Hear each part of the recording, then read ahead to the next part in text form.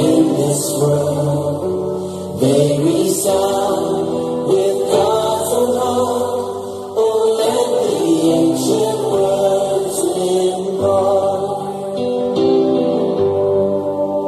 Words of life, words of hope, give us strength, help us hope.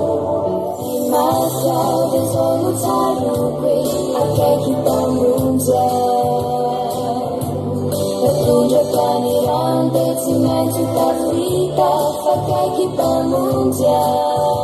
我拿着我的套，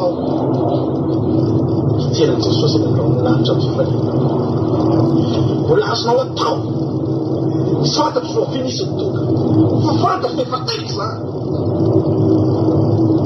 我拿着我的套，那把我弄来了，那把我弄来一个人来了。我拿着我的套噻，我拿着我的套。你多看点他，我拿手一挖了，不然我连放发都可长谁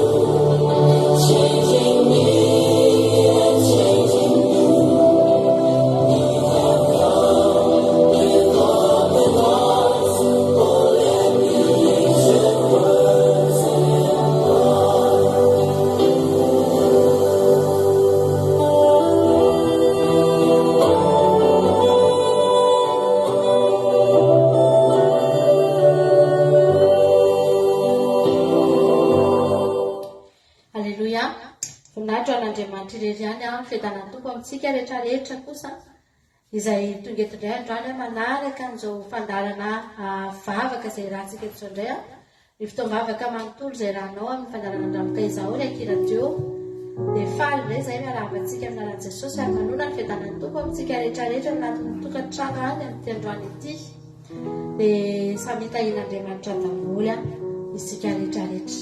So fotoam-bavaka izao moa dia fitohizana fotoana satria efa hatramin'maraintsika dia efa teto fa ny anatin'ny Zoom dia efa niala ny vavaka nandray ny famangin'Andriamanitra natsapa mikasika Andriamanitra isika rehetrarehetra ary mbola mitohy indray izany eto androany ny andro manontolo androany mihitsy ilay havana malala atokantsika ho an'Andriamanitra ity androany ity isitsika indray tsika androany dia ahita ary izay rehetra mitady ny tenin'Andriamanitra no ahita izay rehetra mandondona ho ny tenin'Andriamanitra no voana izay rehetra miantso no valiana androany tonga eto ianao androany fatongavana hoe dia efa fantatr'Andriamanitra fa miantso azy ianao mandondona azy ianao mitady azy ianao ary misy ihany koa ny tenin'Andriamanitra aminazy hoe na dia mbola tsy miantso azy izy dia efa namonjy azy misy fotoana ny fahafahantsika miantso voafetry misy fotoana ny zavatra ezaka ataontsika voafetry fa ny fahitan'Andriamanitra antsika rehefa efa miantso tsika ary ny fatongavana hoe eto androany fa nokananao izao fotoana izao ivavahana havana malala dia efa fahitan'Andriamanitra fa miantso azy ianao ary amaly ianao izy amin'ity androany ity afaka indray tsika amin'izao fotoana izao dia ametraka ny fotoana rehetra eo am-pelantanan'Andriamanitra tsika androany tena hitondra mihitsy tsika ny havana malala ny tenantsika io tena be antsika io mihitsy ary raha misy zavatra tena tian'Andriamanitra dia ny mitondra ny tenantsika io eo anatrehany mahafinaritra n'Andriamanitra ny mahita olona mitondra fanatitra tsy toerin'Andriamanitra tian'Andriamanitra ny olona mitondra fanomezana ho azy fa ny zavatra tena akasitrahan'Andriamanitra dia isika tonga eo mihitsy ny tena ety mihitsy Andriamanitra izany mihitsy no entiko eto anatrehanao androany ty tena be amin'ity ny momba rehetra mihitsy Andriamanitra no hoentiko manoloananao androany ary raha nolotra tsika androany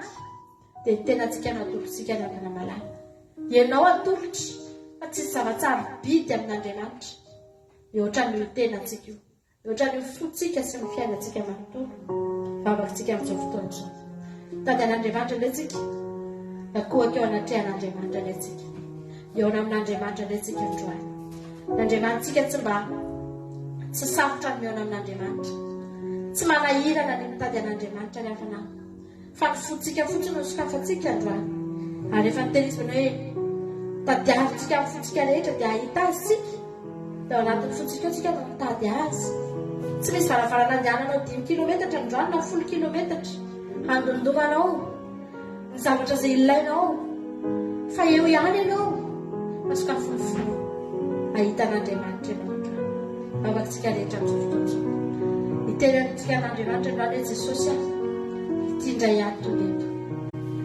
tindray ato tonga eto tsotra ny atongavako eto Andriamanitra dia efa fantatrao tsy miafina aminao ny atongavako eto Jehova hitady anao ny atongavako eto hikatsaka anao ny atongavako eto halleluja homaria an'Andriamanitra ianao fa tonga eto androany ny havana malala izay mety tsy ahitanao izay mety tsy ahitany commentaire ataonao mety misy olona manaraka nyity fitombavako ty tsy hitanay teto akory tsy hitanay teto hoe dandalo teto izy fa Andriamanitra mahita azy amin'izao fotoana izao Andriamanitra tena mahita halleluja mahita izany halleluja misaotra Jehovah Andriamanitra misaotra anao izay Jesosy ny fitiavanao Jesosy eo ankasitraka anao izay efa tena tianay ianao misaotra Andriamanitra misaotra fa nomba naindray ianao tamin'ny herinandro iny Jesosy nahatanteraka an'izao fandarana izao Jehovah Andriamanitra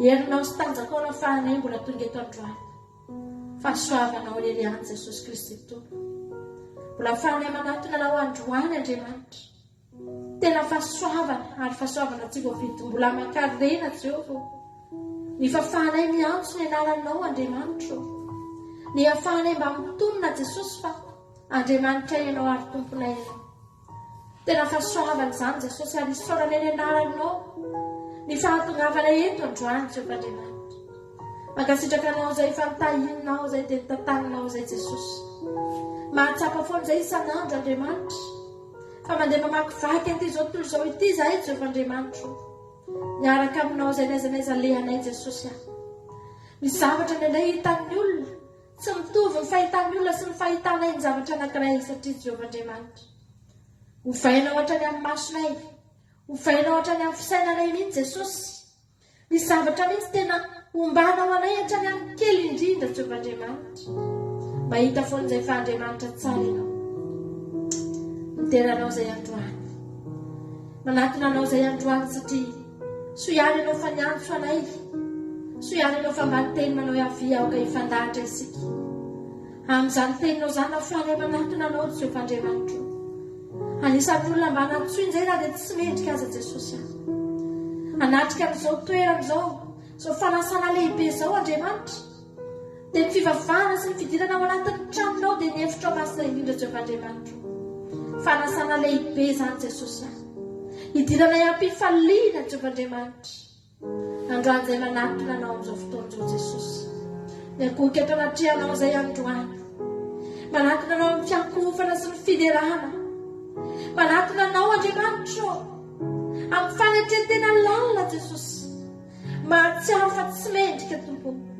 mahatsiaro fa tsy mitsinina Jesosy malala manatona anao izay androany Jehovah Andriamanitra amen tompo midera sy mankalaza anao izay Jehovah Andriamanitra Andriamanitra ny fahatsarana ny Andriamanitra ary ny zavatra rehetra nataony anay dia tsara avokoa samy miteny amin'izao fotoana izao teneny mihitsy Andriamanitra tsara ny fiainako satria tsara ianao mitenena mihitsy ianao ny ambavanao Andriamanitra tiako ny fiainako satria tsara ianao halleluja Andriamanitra tsara manafo ny fahatsarana ny fiainanao ny Andriamanitra ivavanao ry havana malala tsy misy antony hijanona antsika eto tsy misy antony hatongavantsika eto raha tsy tsara ny Andriamanitra ivavahantsika ry havana malala matiantontsika ho tonga eto androany matiantontsika ho lany andro eto raha tsy mahatsara akorytsika hoe aky ny ahoana ny fiainantsika miaraka amin'Andriamanitra ry havana malala androany raha tsapanao izany dia teneno hoe Jesosy tsara ny fiainako satria tsara ianao tiako be mihitsy ny fiainako Jehovah Andriamanitra satria satria tantanao ny fiainako Jesosy. Aleloia. Deranao izay Andriamanitra. Mba hanandratra ny feo anay koa izay androany hanandratra anao. Mba hanambatra ny feo anay koa izay androany hideranao Jehovah. Fa mahagaga sy mahatalanjona ny asanao Jehovah Andriamanitra. Voninahitra ho anao Jesosy. Aleluia.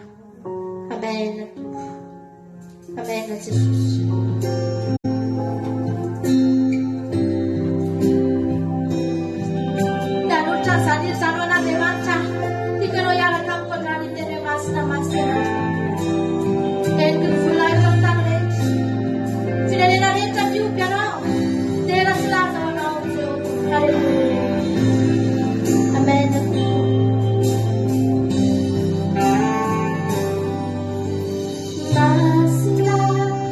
Masila,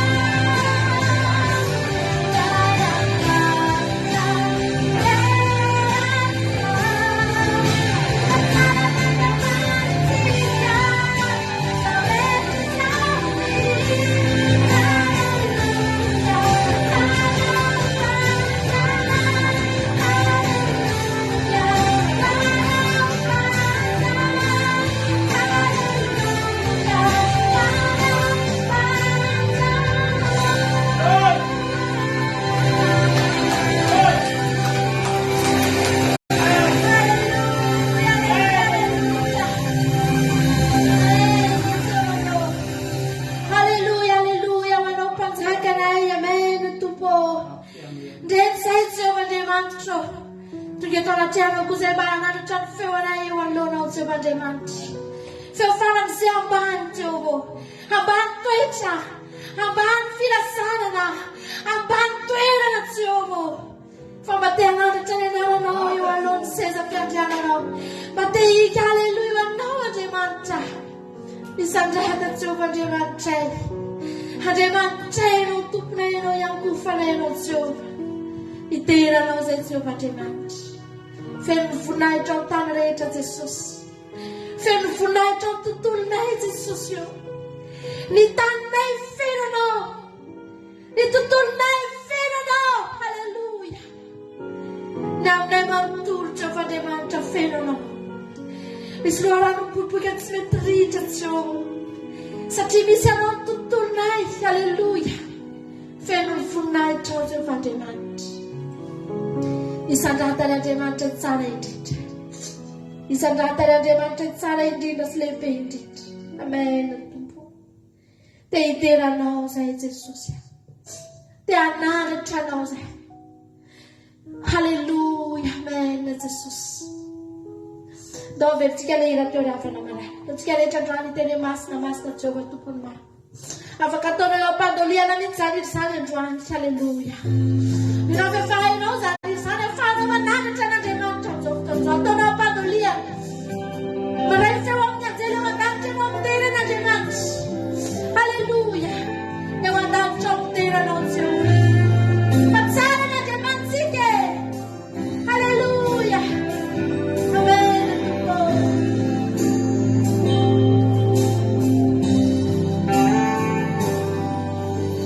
Masina, masina, nyalao itu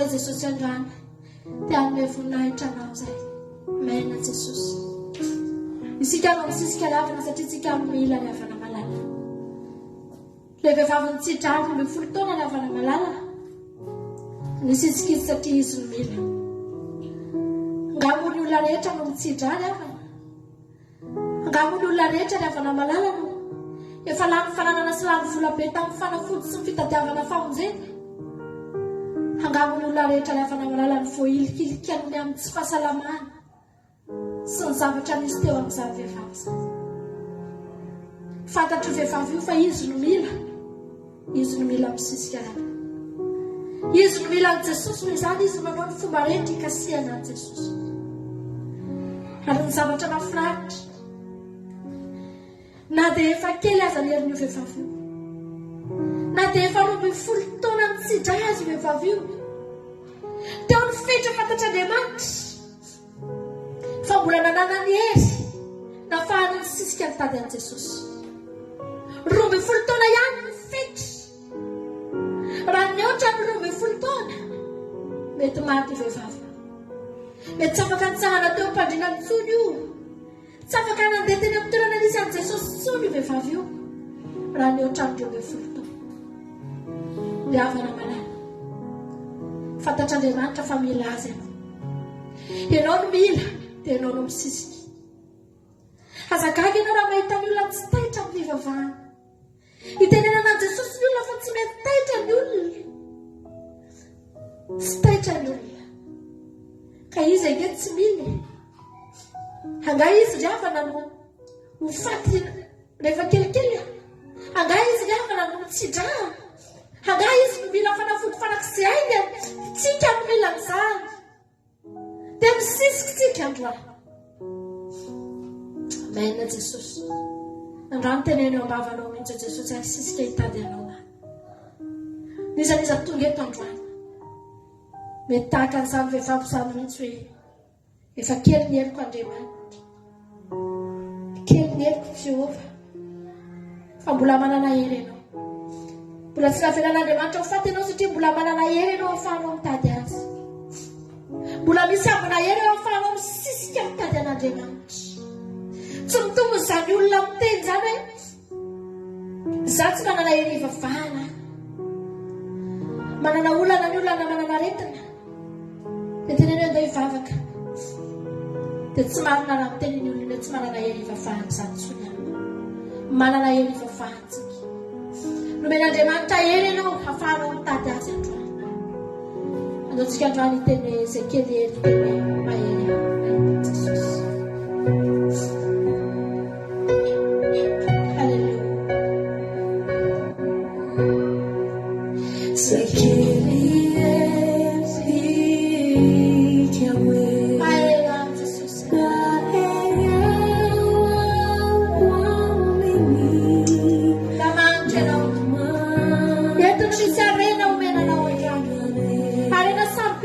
fitebola makarena no menanao eto halleluia tandavaka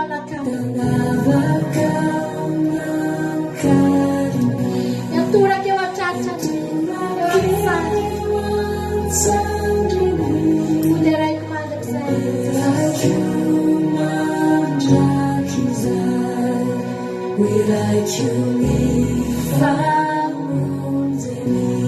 Hallelujah.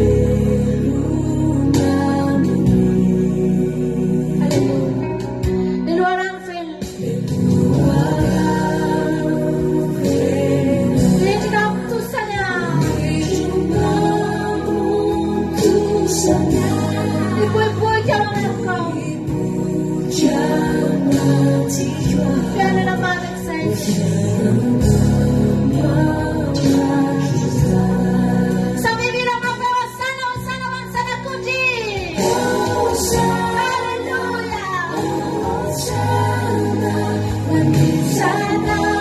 kunci nilai.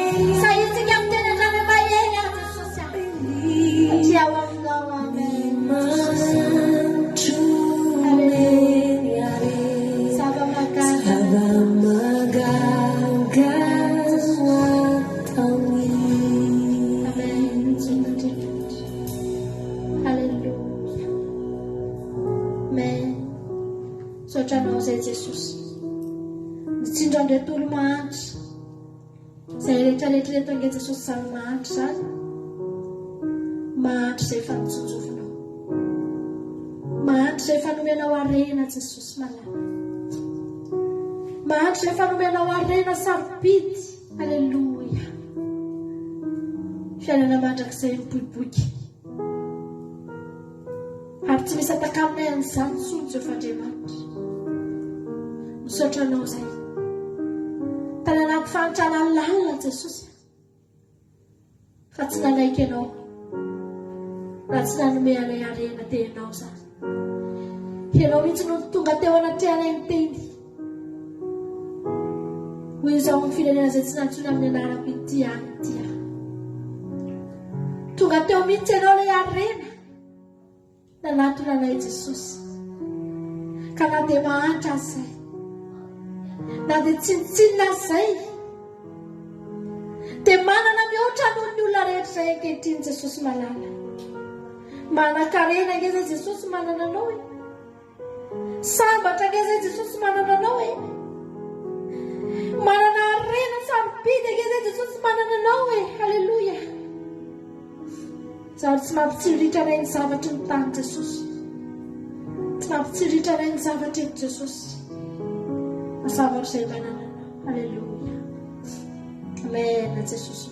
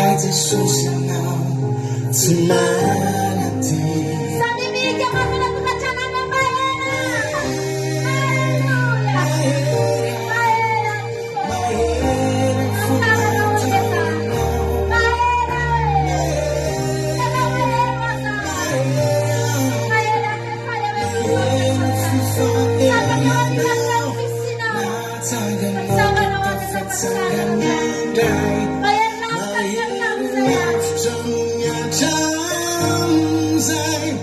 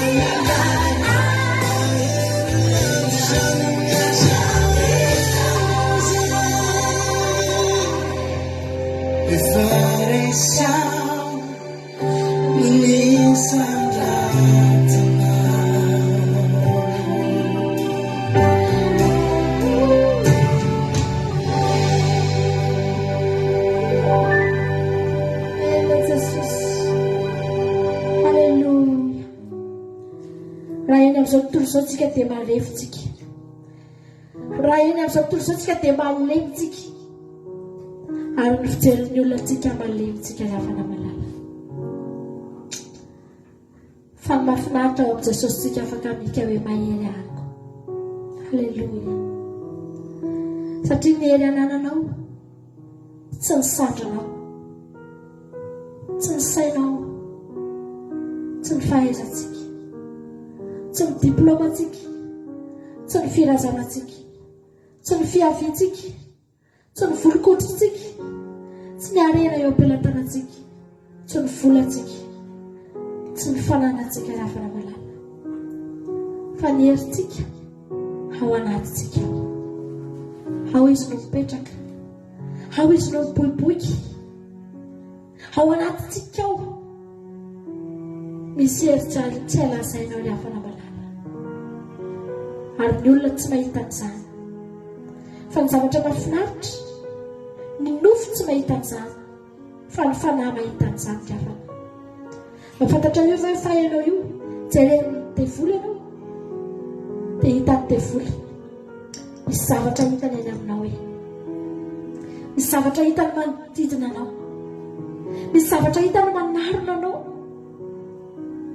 Tahaka ny hoe mandeha eny amin'izao tontolo izao eny antsika dia avo be ny orana, mandatsaka orana ny devoly, mandatsaka zavatra maro ny devoly, fa ianao manana elo anankiray ngeza be miaro anao rery fotsiny, dia manana imperméable ngeza be ianao dia mandeha eny ianao, dia mahavariana fa ny olona rehetra lena daholo, ianao tsy mety lena.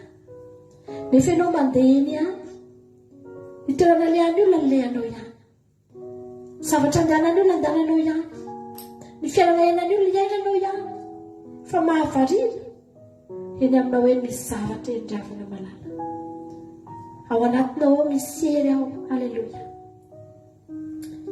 Tianao Jesosy, maherezitsika rehetrarehetra momba anao Andriamanitra, izany mahatonga antsika mifikitra amin'io Andriamanitra io, Izany mahatonga antsika manao ny fomba rehetra hitazomantsika ny fanatrehany io Andriamanitra.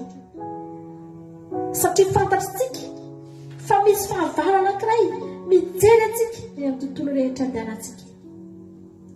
Halleluja. Ndao tsika hialoka amin'Andriamanitra ry havana. Ndao tsika hialoka amin'Andriamanitra. Hoitentsika androany ialohan'ny fialovako. Hiazona ny tananao Andriamanitra tanteraka. Halleluja.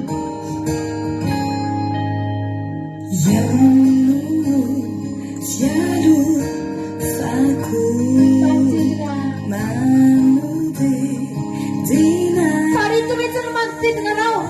Teneny matokony foko Andriamanitra. Hialoka aminao.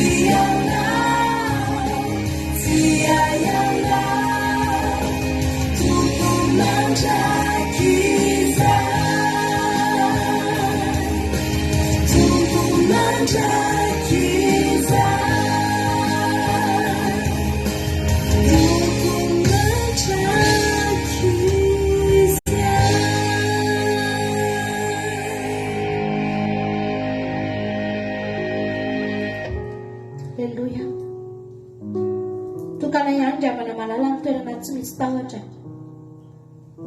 eo an-tanan'Andriamanitra. Azonao ianteherana tsara mihitsy io. Betsaka ny olona miantehitra amin'ny fahefana mety mandalo. Aza teteny aminao voafetra ihany rehetrarehetra.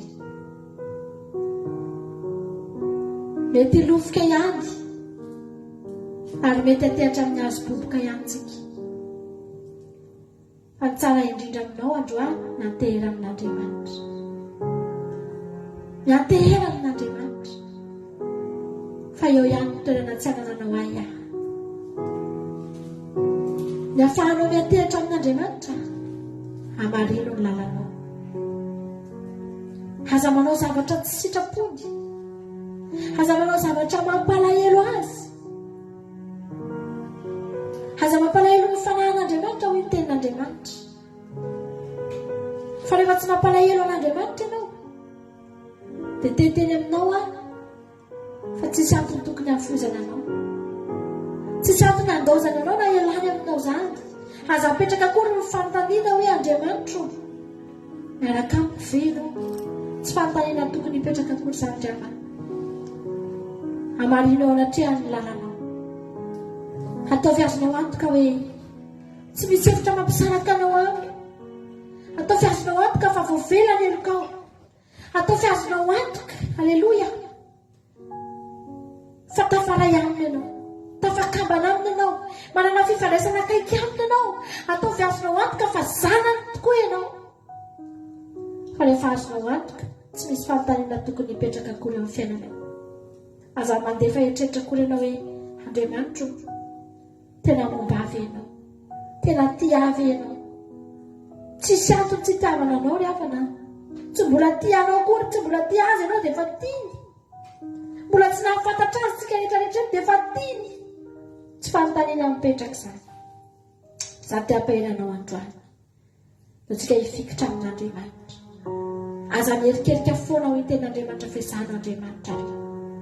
Za ihany ny sahirana hitrotro. Za ihany ny taizy. Za ihany ny karakara. Mandrapahafotsy ny volonareo ho iten'Andriamanitra. Amen, Jesosy. Izy ny sahirana amintsika rehefa. Na mbola maty koa ary tsika. Afaka ny fotsy volontsika dia maty. Fa mbola izy ny ampandroso antsika any amin'ny toerana mandrakizay izay hitoerantsika rehefa ny malala. Izy ny sahirana amintsika. Ametezanao androany. Hifikitra amin'Andriamanitra ianao. Halleluja. Amen, Jesosy.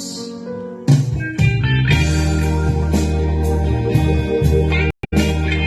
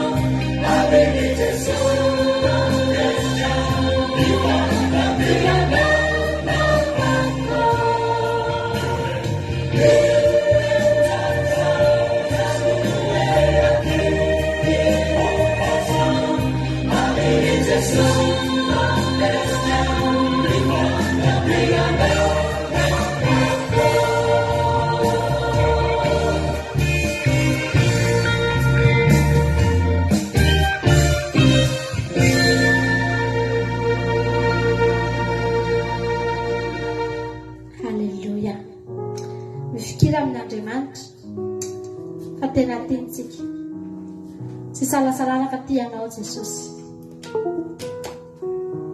tsy salasalana fa mombanao Jesosy. Alleluia. Tsy salasalana fa tena ampandresanao Jesosy rehefa namalala maherezitsika rehetrarehetra. Inao fanaheritsika tao anatin'izay fotoana ny rahana teto izay hitsena tena Andriamanitra fa amanana koa ny anjarako tendao ataontsika ty raha nafinaritra be ty hoe tsapako mihitsy Andriamanitra hoe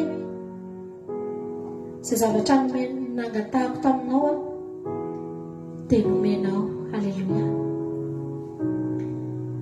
Andriamanitra ngenafa na tena manome atsika matoa tsy omena atsika dia tsy mahasoa atsika. Fa raha mbola zavatra koa ny nangatahanao ka mahasoanao, tsy ny salasala mihitsy Andriamanitra nanome anao. Androantsika aloha falanantsika amin'ny tira mahafinaritra tia hitsenantsika amin'ny ten'Andriamanitra azadary ianao fa mbola ihany ten'Andriamanitra tsika rehefa feo dia mino afanahery ianao finaritra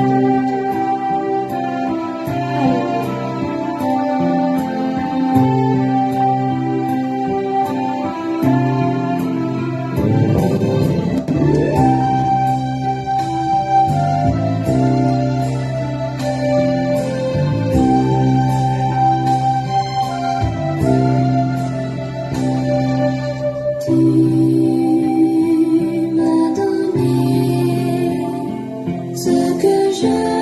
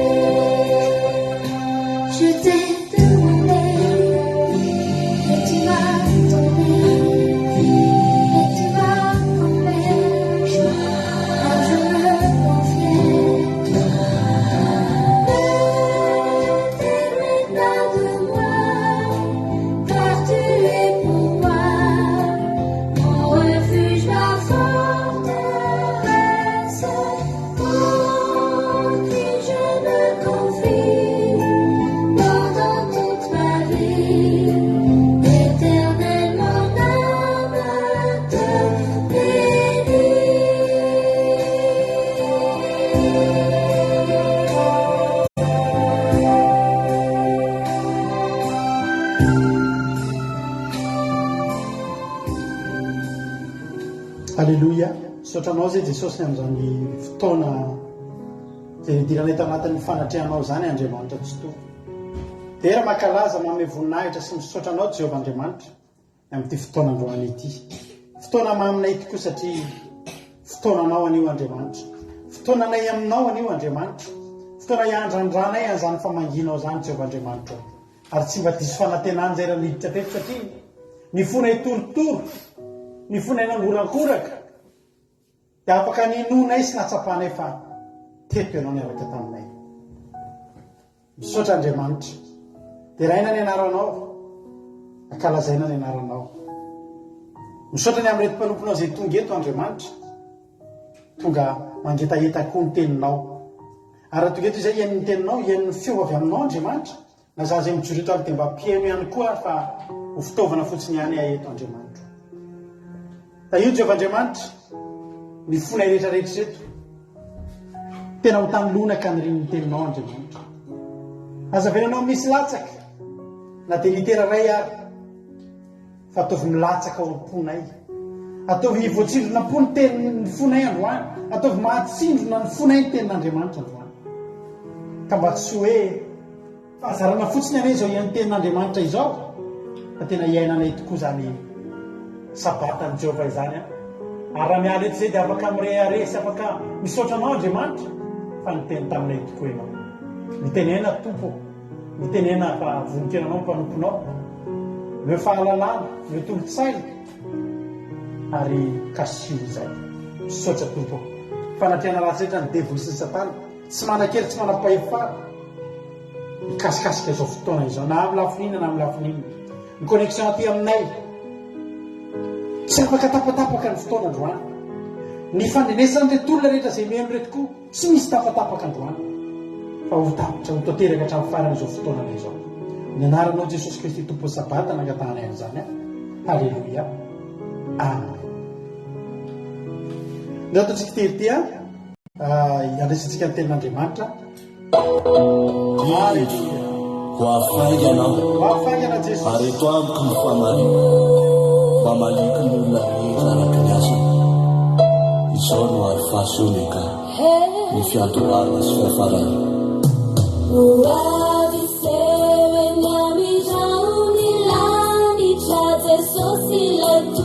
Amen, Jesús.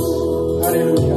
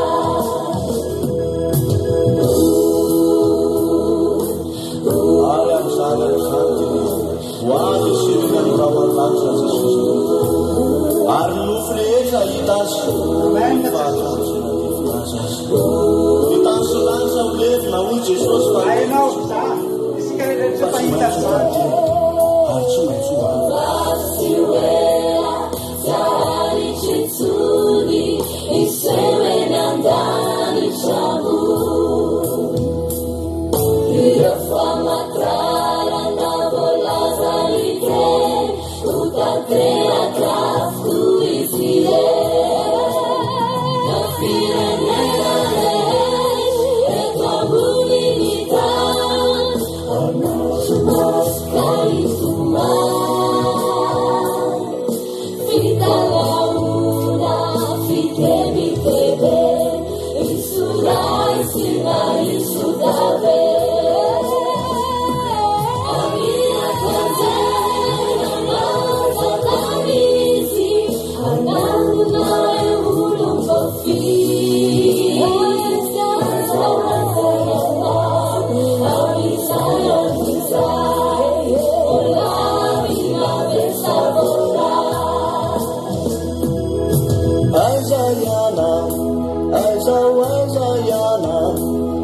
Fataki tukuania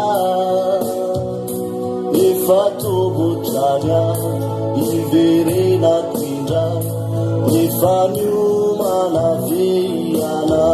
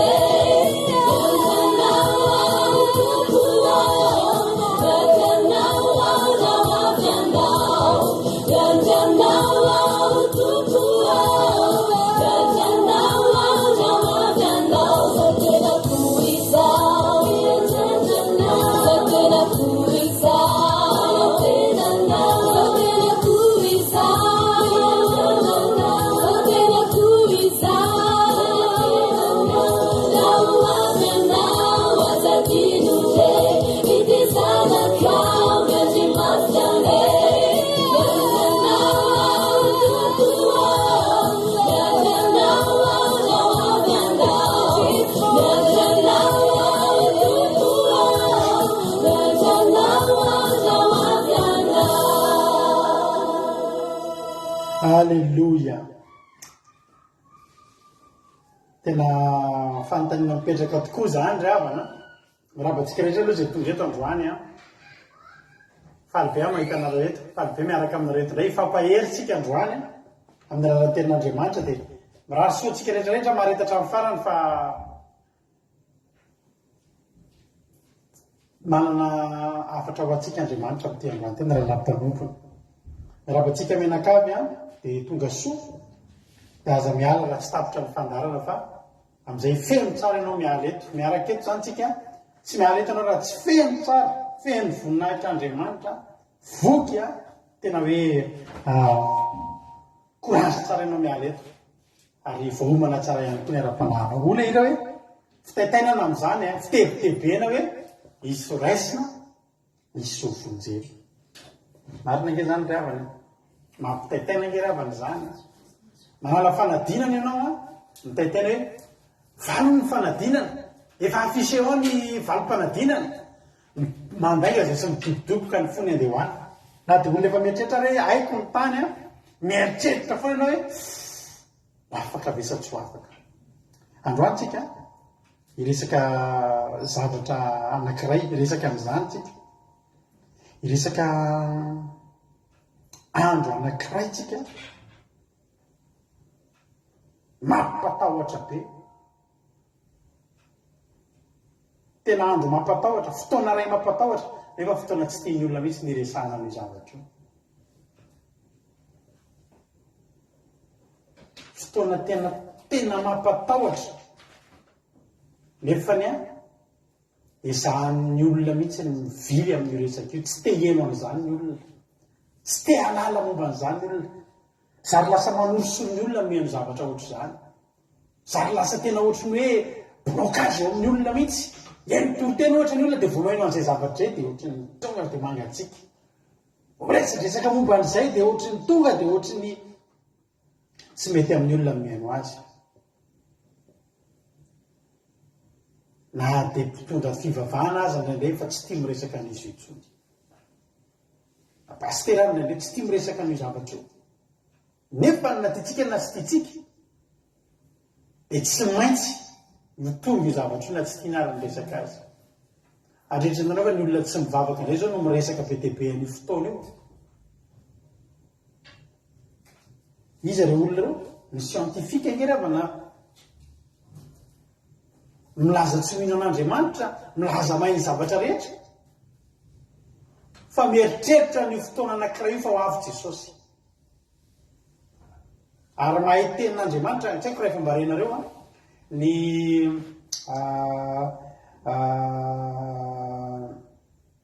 inona moa anaran'ny American Airlines ohatry hoe Madagasikara zany fa ny nan'ny Amerikana tsy haiko na efa mbahenareo ty zavatra ty fa ny ano zao a efa hatramin'ny ela tsy mirecruté a pilote kristianina intsony ny American Airlines fa aloany a anaty CV mihitsy zany de mila fantatra inona ny fotom-pivavahanao de raha hoe chrétien de tsy tiany zareo mandray ny antony de zao hampidi-dozy reo izy hampiditra faty antoka atsika satria mety idirana faty antoka be tsika ho avy ny fotoana koritianina toko voalohany 550 koritianina voalohany toko 550 550 de hoy tenin'Andriamanitra tiako aminao zareo tsy mivavaka fa zareo mamaky baiboly hoy tenin'Andriamanitra ny amin'ny koritianina voalohany toko 550 fa vetivety foana toy ndray mpimaso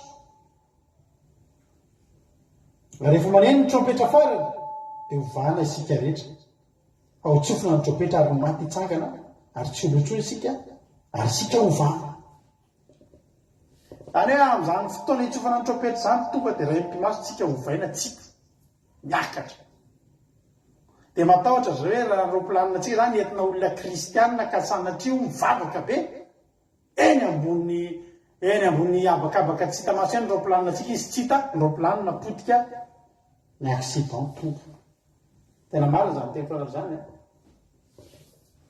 fa tsy mandray kristianina tsondro zareo hoe pilote commandant de bord tsy mety satria sao de manjavona tampoka isika kristianina tsy de tia miresaka amin'izay zavatra zay fa ny olona mieritreritra an'izany ny olona mieritreritra an'izany ary fotoana zao ry havana fa nangataka teny tamin'Andriamanitra ny amin'ny toroteny androany de tany amin'ny latsinainy tany zavatra hafa mihitsy nieritretika olo toriny fa rehefa nananotanina ny tonga ny sabata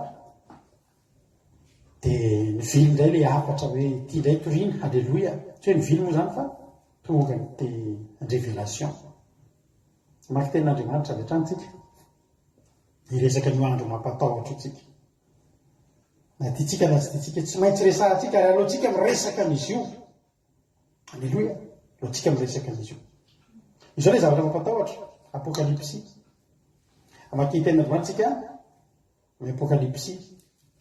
Fa zao aloha ny zavatra tsara fantatritsika. Nahoana moa tsika miresaka an'izy io, inona ny tanjony? Ny mpianatra rehefa narea fa mbola ho avy indray Jesosy. Teka efa hitsika eto fampidirana ty fa tsy mbola ty le tenin'Andriamanitra hotoriana. Asan'ny apôstôly toko voalohany. Asan'ny apôstôly toko voalohany ho vakitsika anaran'i Jesosy. Asan'ny apôstôly toko voalohany andininy faha 1 fa 13. Andao tombontsika amin'ny andininy fasivy. Asan'ny apôstôly toko voalohany. Dia ity dia efa mampitandrina antsika fa possible mety tsy ahagaga antsika raha sanatria tapahany zareo ty fandarantsika satria resaka zava-panahy somary maherihery vaikitsika androany. Asan'ny apôstôly toko voalohany samy mivavaka tsy ho tapahany Facebook ny teny live-tsika. Samy mitondram-bavaka tsika rehetra ny tokantrano any. Asan'ny apôstôly toko voalohany andininy fasivy ka hatramin'ny hatramin'ny 17 ho vakiko aminaran'i Jesosy. Ary rehefa nilaza izany Jesosy dia nakarina izy. Ary mbola nijery izy ireo. Anisy rahona nitondra azy ka tsy hitany masony intsony izy. Ary raha mbola nandinika lanitra izy ireo tamin'ny nandehanan'i Jesosy. Indreo nisy roalahy teo anilany ny akanjo fotsy. Akanjo fotsy. Fa tsy hitako tsara. Indreo nisy roalahy teo anilany ny akanjo fotsy. Izay nanao hoe ry lehilahy Galiliana, nahoana no mijanona eto mijery ny lanitra ianareo? Iny Jesosy izay nampakarinay niala taminareo iny ho any an-danitra iny, dia mbola ho avy tahaka ny nahitanareo azy niakatra ho any an-danitra indray. Ary izy ireo hiverina tany Jerosalema rehefa avy teo amin'ny tendrombohitra atao hoe Oliva, izay akaikin'i Jerosalema, ary akaiza Betaleha amin'ny sabata. Ary rehefa tafiditra izy dia niakatra ao an-trano ambony izay fitoerana. Dia Petera sy Jôna sy Jakoba sy Andreas, Filipo sy Tomasy, Bartolomeo sy Mario, Jakoba zanaky Alfeo sy Simona Zelota, ary Jodasy zanaky Jakoba. Ireo rehetra ireo niray saina naharitra ny vavaka ambanin'ny vehivavy sy Maria renin'i Jesosy ary nirahalahy. Inona zany ny zavatra nitranga teto? Nakarina Jesosy dia variana be mpianatra nijery Jesosy niakatra. Fa nitairiny anjery izy, maninona ireo ny variana eo? Mbola hiverina izy, mbola ho hitanareo ohatra ny nahitanareo azy. Tena nandona ny mpianatra izay teny izay namana. Tonga dia nandona tanatin'ny sain'ny mpianatra hoe hiverina. Izay ny tadidin'ny mpianatra. Hoe Jesosy hiverina. Inona nataon'ny mpianatra? Lasa aingana niverina izy, niverina tany Jerosalema. Verina aingana teo amin'ny fanatrehan'Andriamanitra tsy hoe lasa iny Jesosy le mpiteniteny antsika, pandao samy quartier libre tsy samy manao izay tiany. Fa voalaza ny tenin'Andriamanitra fa tonga dia lasa niverina. Nakeo Jerosalema ary nanino? Niakatra tao amin'ny efitra ambony. Inona moa ny diny hevitra izany? Niakatra tamin'ny avo ara-panahy bebe kokoa no teo any. Ravana. Jesosy teto fony mbola teo Jesosy dia ny mpianatra mbola afaka nanao kitoto-kely. Mbola afaka nanao kitoto-kely ny mpianatra satria mbola teo Jesosy anitsy. Raha mianjera ny Petera, mbola eo Jesosy ampiakatra. Fa Jesosy lasa. Izy Jesosy iny lasa, mbola hiverina. Dia hijery amin'izay hoe aiza le mpianatra izay nilozako teto.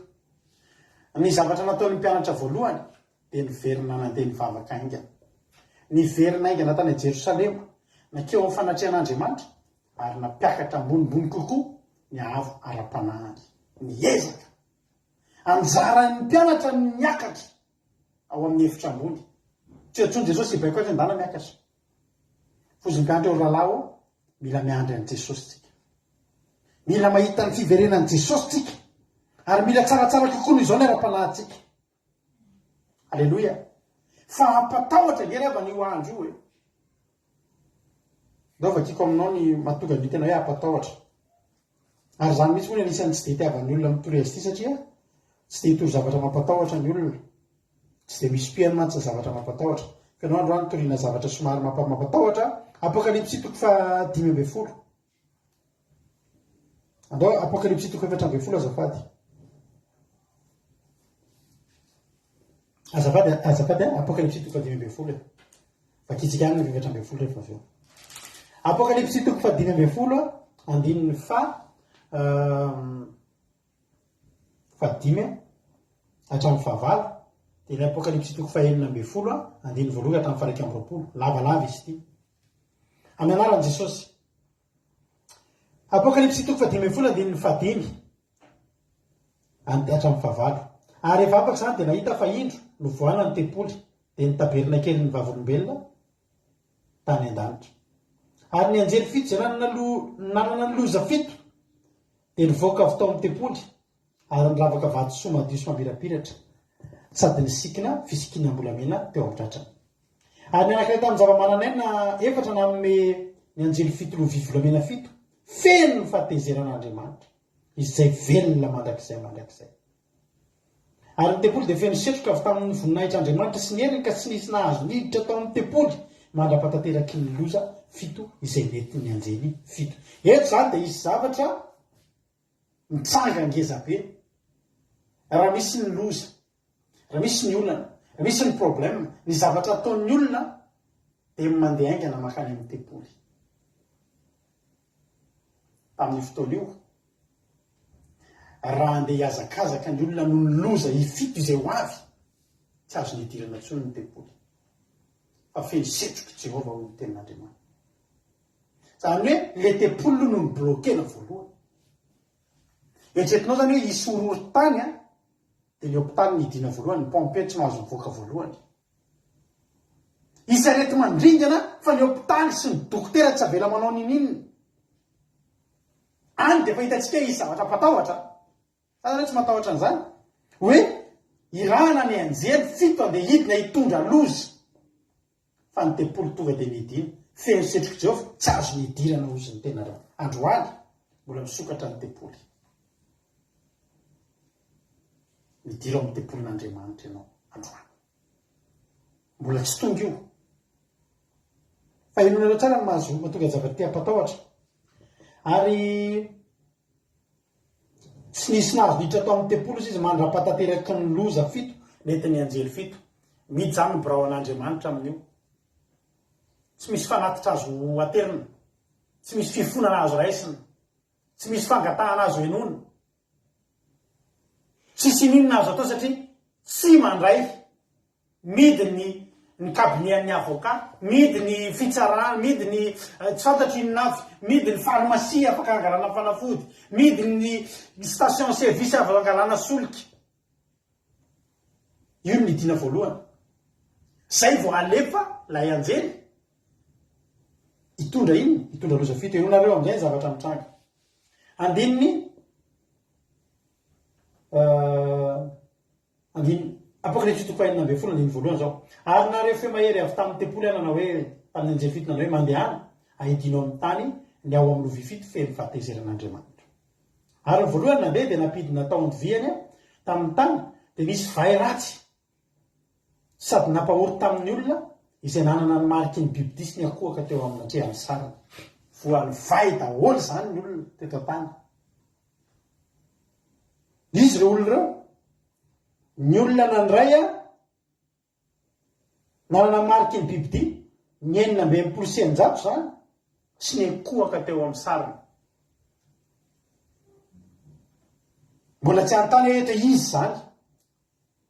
Araka an-tegna hoe mampitaitaina. Anjaranao mandinika ny tenanao androany. Ao anatin'izay ve satria anatin'izay. Fa ny olona izay nandray mariky ny biby sy ny akohaka eo anatrehany dia tratran'io vai. Nampidinina avy tao amin'ny lovia voalohany nety ny anjely voalohany. Andininy 7. Ny faharoa nampidina tao andoviany tamin'ny ranomasina dia nody ra tahaka ny ranon'ny olona maty ny ranomasina ary maty ny zava-manan'aina rehetra tao aminy. Le izy nody ra tsy ny couleur ny jerentsika androany fa ny vokany. Rehefa nody ra ny ranomasina dia tsy mety amin'ny zava-manan'aina intsony dia mivoaka etỳ an-tany ny zava-manan'aina dia maty. Efa misy fanandra, efa misy zavatra kely avana amin'izao fotoana izao mitrangy. Misy plage tonga dia felo fatana trondro bebe mihitsy. Tany États-Unis nisy a, tany Chine nisy a, taizavy tsy haiko azy. Amin'izany fotoana izany zava-manan'aina rehetra tonga dia maty daholo anaty ranomasina satria mivadika rano nalatsaka. Ilay lovia faharoa. Ary fahatelo dia napidina taondiviany tamin'ny ony sy ny loharano dia lody rà koa ireny.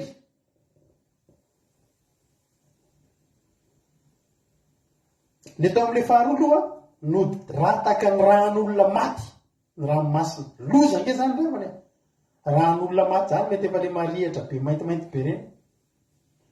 Maty daholo ny zava-manan'aina. Ary ny fahatelo napidina ny taondiviany tamin'ny ony sy ny loharano dia nody rà koa ireny.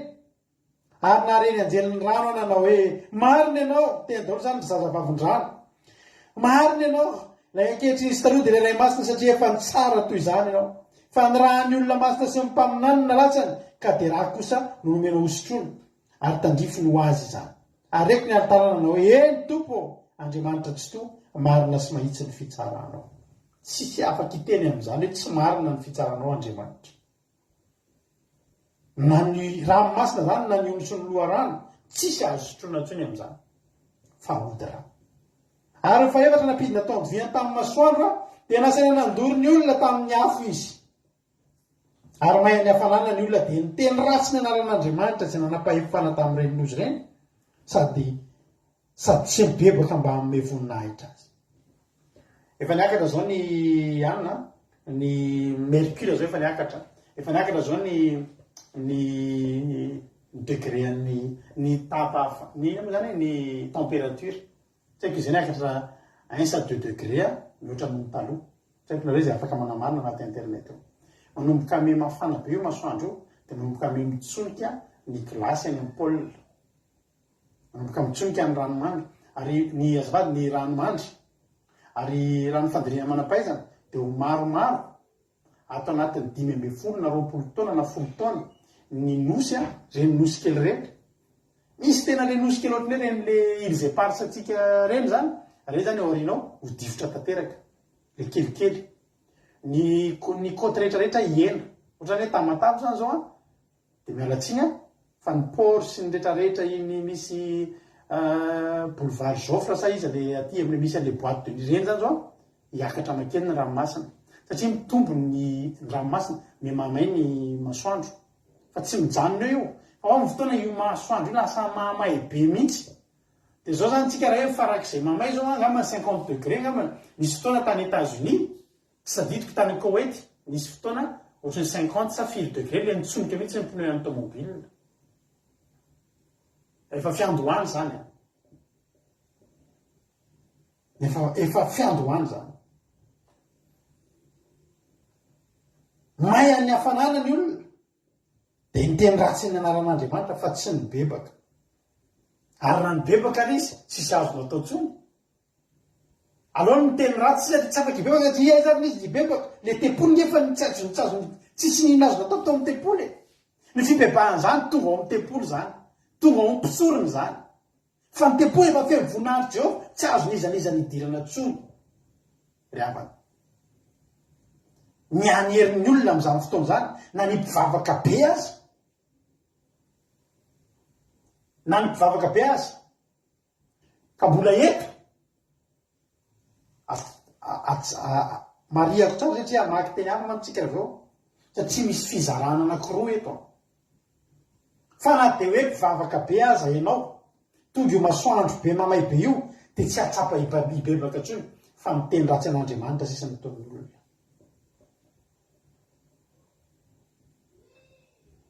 Ary ny fahadimy napidina taondiviany tamin'ny seza fiandrianan'ilay bibidia dia tonga maizina ny fanjakany. Tia ny tena loza, tena anisan'ny loza. Dia tonga maizina ny fanjakany ary ny olona nitsakotsako ny lelany noho ny fanaitainana. Dia niteny ratsy an'Andriamanitra ny lanitra izy, Andriamanitra ny lanitra izy noho ny fanaitainany sy ny vainy sady tsy mibebaka tamin'ny asany. Nampidinina tamin'ny seza fiandrianan'ilay bibidia zany le lovia fahadimy. Dia tonga maizina ny fanjakana zany hoe mbola ratsiratsy kokoa noho izao zany ny fanjakan'ny Lucifer. Ny maizina zany hoe mbola vometenina vomeny ratsy andiny ny faharoambe folo ary ny fahenina napidina nidoviany tao amin'ny Eufrata olo lehibe de ritra ny rano ny anamboarana ny lalan'ireny mpanjaka avy any amin'ny fiposahan'ny masoandro ary nahita fa indreo fanahy maloto telo tahaka ny sahona avy amin'ny vavan'ilay dragona sy tamin'ny vavan'ilay bibidi ary tamin'ny vavan'ilay mpaminany sandoka fa mifanahany demoni ireo ka manao famantarana sady makany amin'ny mpanjaka amin'izao tontolo izao mba hanangona azy amin'ny andro lehibe n'Andriamanitra tsy toa indro avy to mpangalatra sambatra izay miambina ka miaro ny fitafiny fandroany dia mitanjaka izy ka hita ny famenarana ary nangonina ho any amin'ny tany reo ho amin'ny teny hebreo atao hoe armagedona ireny ny lehibe ny vili fahenina zany rehefa nararaka voaka taole amizay fanahany demoni ny betsaka voaka misy amin'ny endriny hafa zay mbola tsy fahita fa mivoaka lelan'ny anankiray fitsy mbola misy fanahy biby diafa indray mivoaka lovia fahenina zany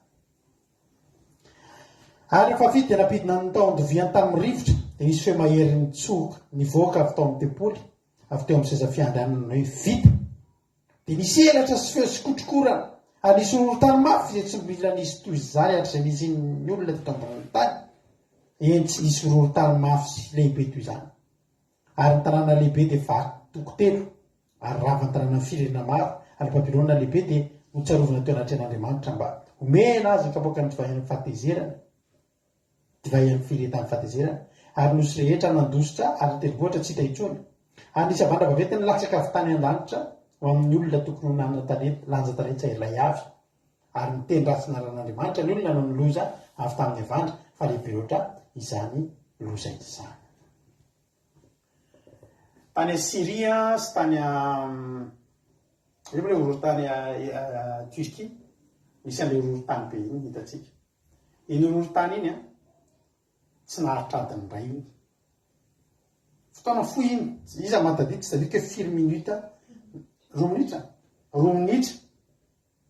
zany horohon-tany tany Turquie zany dia hitatsika ny dega ary tsy mbola ny farany ambony indrindra amin'ny mari-pandrefesana Richter iny fa eny dia volazan'ny ten'Andriamanitra tsy mbola nisy ohatr'izany hoe nitomanitsika nalahelytsika nahitany hoe potika an-tanànany Turquie fa amin'izany fotoana izany sady maharitra be ny mbola tsy nisy ohatr'izany horohon-tany mafy be dia mbola tonga koa ny avandra fa ny Turquie tonga ny ranomandry fa amin'ity sady tonga ny avandra vavety inona zany ny zavatra mitranga isy fijaliana tsy mbola nisy ohatr'izany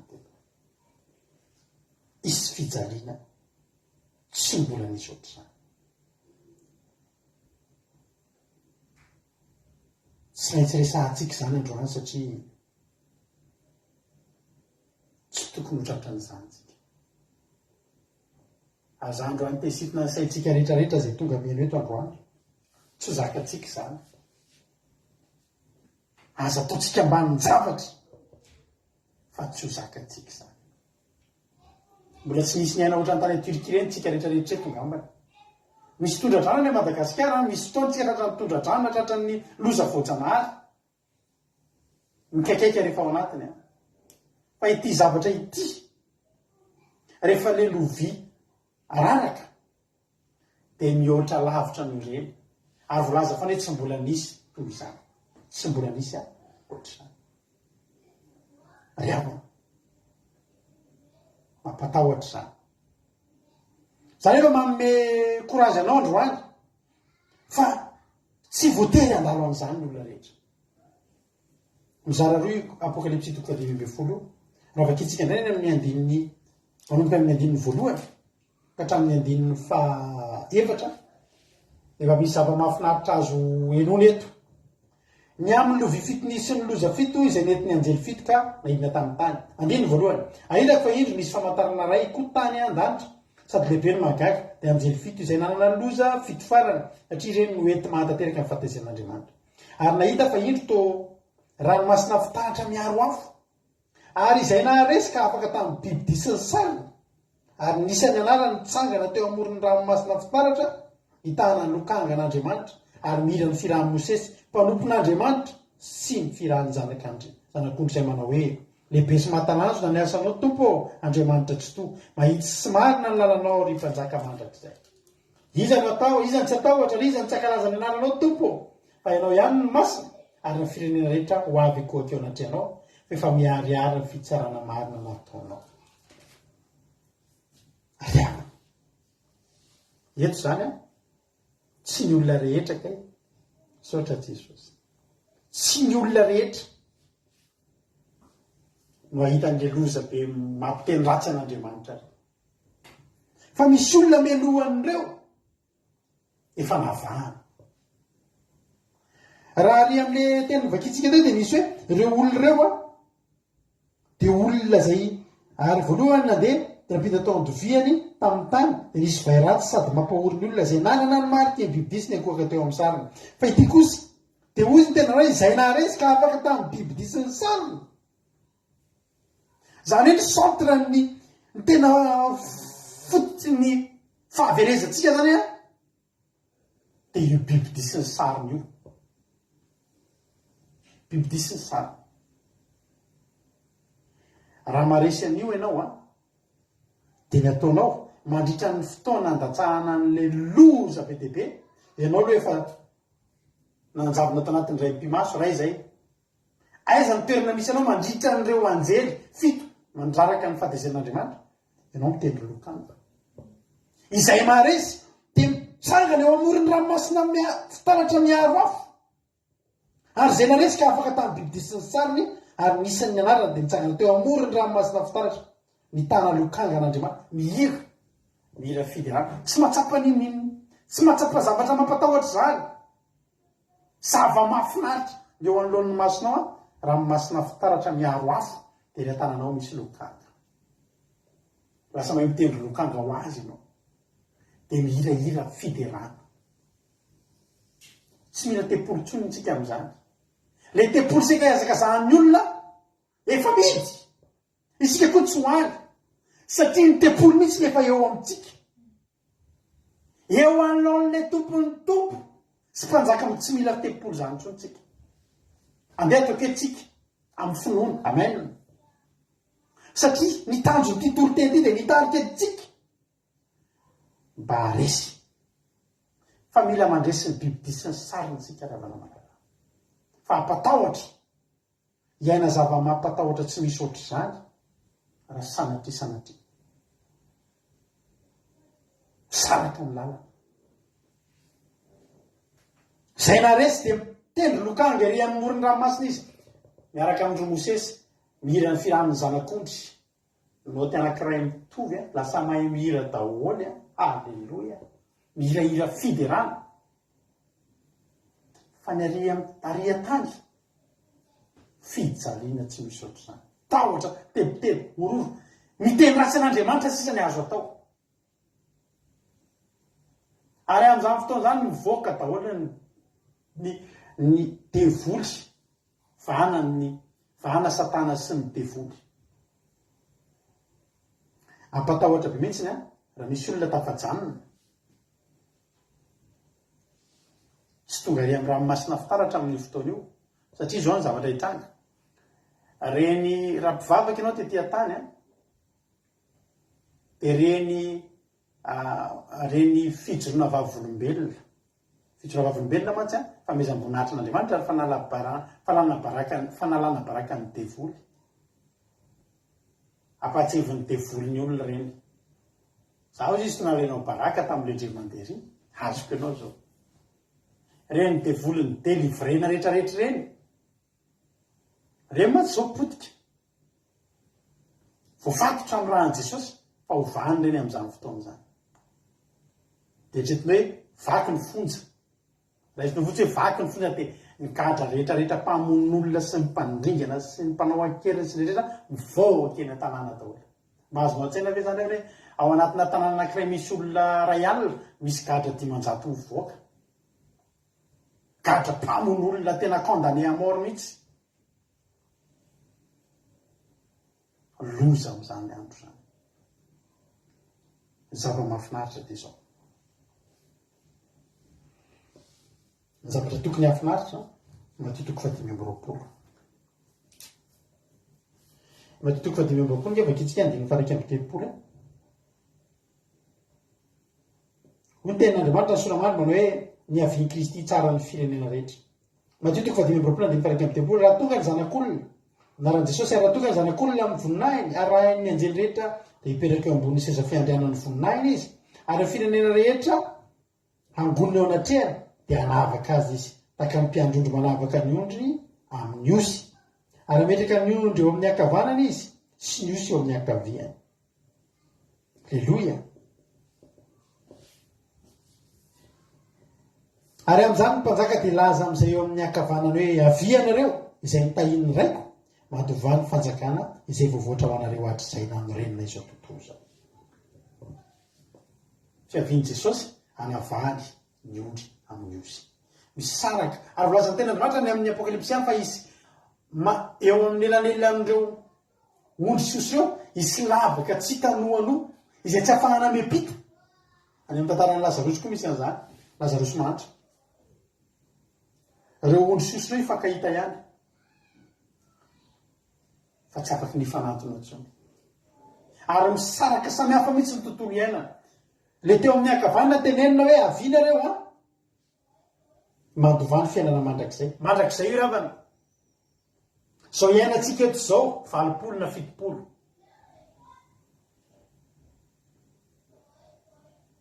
Nahoantsika ny akatsirony amin'ilay 20 sy 70 dia hamotsitra an'io mandrakizay io. Nefa ilay mandrakizay io tena ratsy le tomboka amin'ny ratsy ka mankany amin'ny fahaverezana mandrakizay io. Amin'ny fotoana io zany dia isy fisarahana. Avy Jesosy tonga dia miakatra daholo izay voavonjy. Miakatra daholo izay naharesy ny biby disy ny sariny. Tonga dia miakatra. Izay tsy miakatra izay izay tsy tafakatra amin'izay dia le mijanona. Le iainao anaty tahotra sy ororo. Anaovany devoly vengeance eto amin'ity tany ity amin'izay. Ty tany ity amin'izany tsisy azo ijerena azy tsony. Potika sy koroty tambato ororo tany sy avandra. Avay, aretina tsisy afa-tsy zany. Za androany tena teteny aminao fidio androany. Ny côté isanao ao kavanan'Andriamanitra ve? Sa maokavia satria ny atoondry reto dia natao kavanana no tenenina hoe panjany mpanjaka ilaza amin'izay teo akavanany ny ondry eo akavanana. Fa raha vakitsika reny toy any amin'ny irerindrinery 9:7 ary dia ilaza amin'ny eo akaviany kosa izy hoe miala antoka ianareo izay voaozina ho any amin'ny afo maharitra mandrakizay izay voavoatra ho an'ny devoly sy ny anjeliny. Ireo le devoly sy satana vahana ireo zany vahana eo amin'ny toerana misy ho vahana atao inona ireo? Ho vahana ho dorana. Fa mandra-pandotra an'ireo izay eo aminy aloha amin'izany nge raha manaka tena ho sarotra ny fiainana. Amin'izany nge raha manaka tena tsisy azo iainana. Mbola ratsy zao voandro any zao nahita nogela Facebook misy olona nanapaka lohana ankizy iny tsy haiko aiza iny. Matsiravina. Fa amin'izany izy fiainana izany. Fiainana tsy mahagaga tsony zany. Ary tena ny devoly en personne mihitsy sy ny miaramila mihitsy ny manatanteraka an'ireny. Tsisy fiainana amin'izany. Tsisy teo tonga amin'izany. Ny problème rehefa ohatrany tsy taisitsika mieritreritra an'izany. Ohatrany tsy taisitsika ravana mieritreritra an'izany.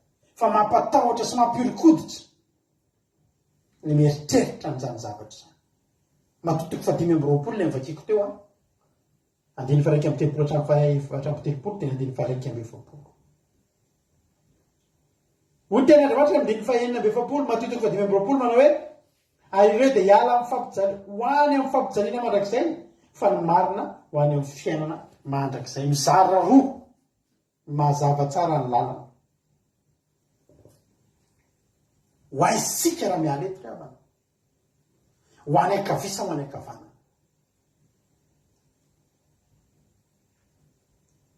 Ndrainetsika mety variana amin'ny 70 sy 80 io dia mitaraina itsika mijaly mihitsy ty fiainako ty. riavana jesosy efa nafantatra an'izany ary jesosy efa nanome antsika korazy nitorotenin'i jesosy voalohany efa nomeny korazy tsika hoy jesosy hoe sambatra nareo ke ozy izy raha enjehana noho ny anarako sambatra ngenareo izy izy sambatra ny malaelo am-panahy fa ho anazy ny fanjakan'ny lanitra inona ny hitarenantsika raha sendra misy tsy mety ny ataontsika eto fa ny olona tsy mivavaka ohatrany mety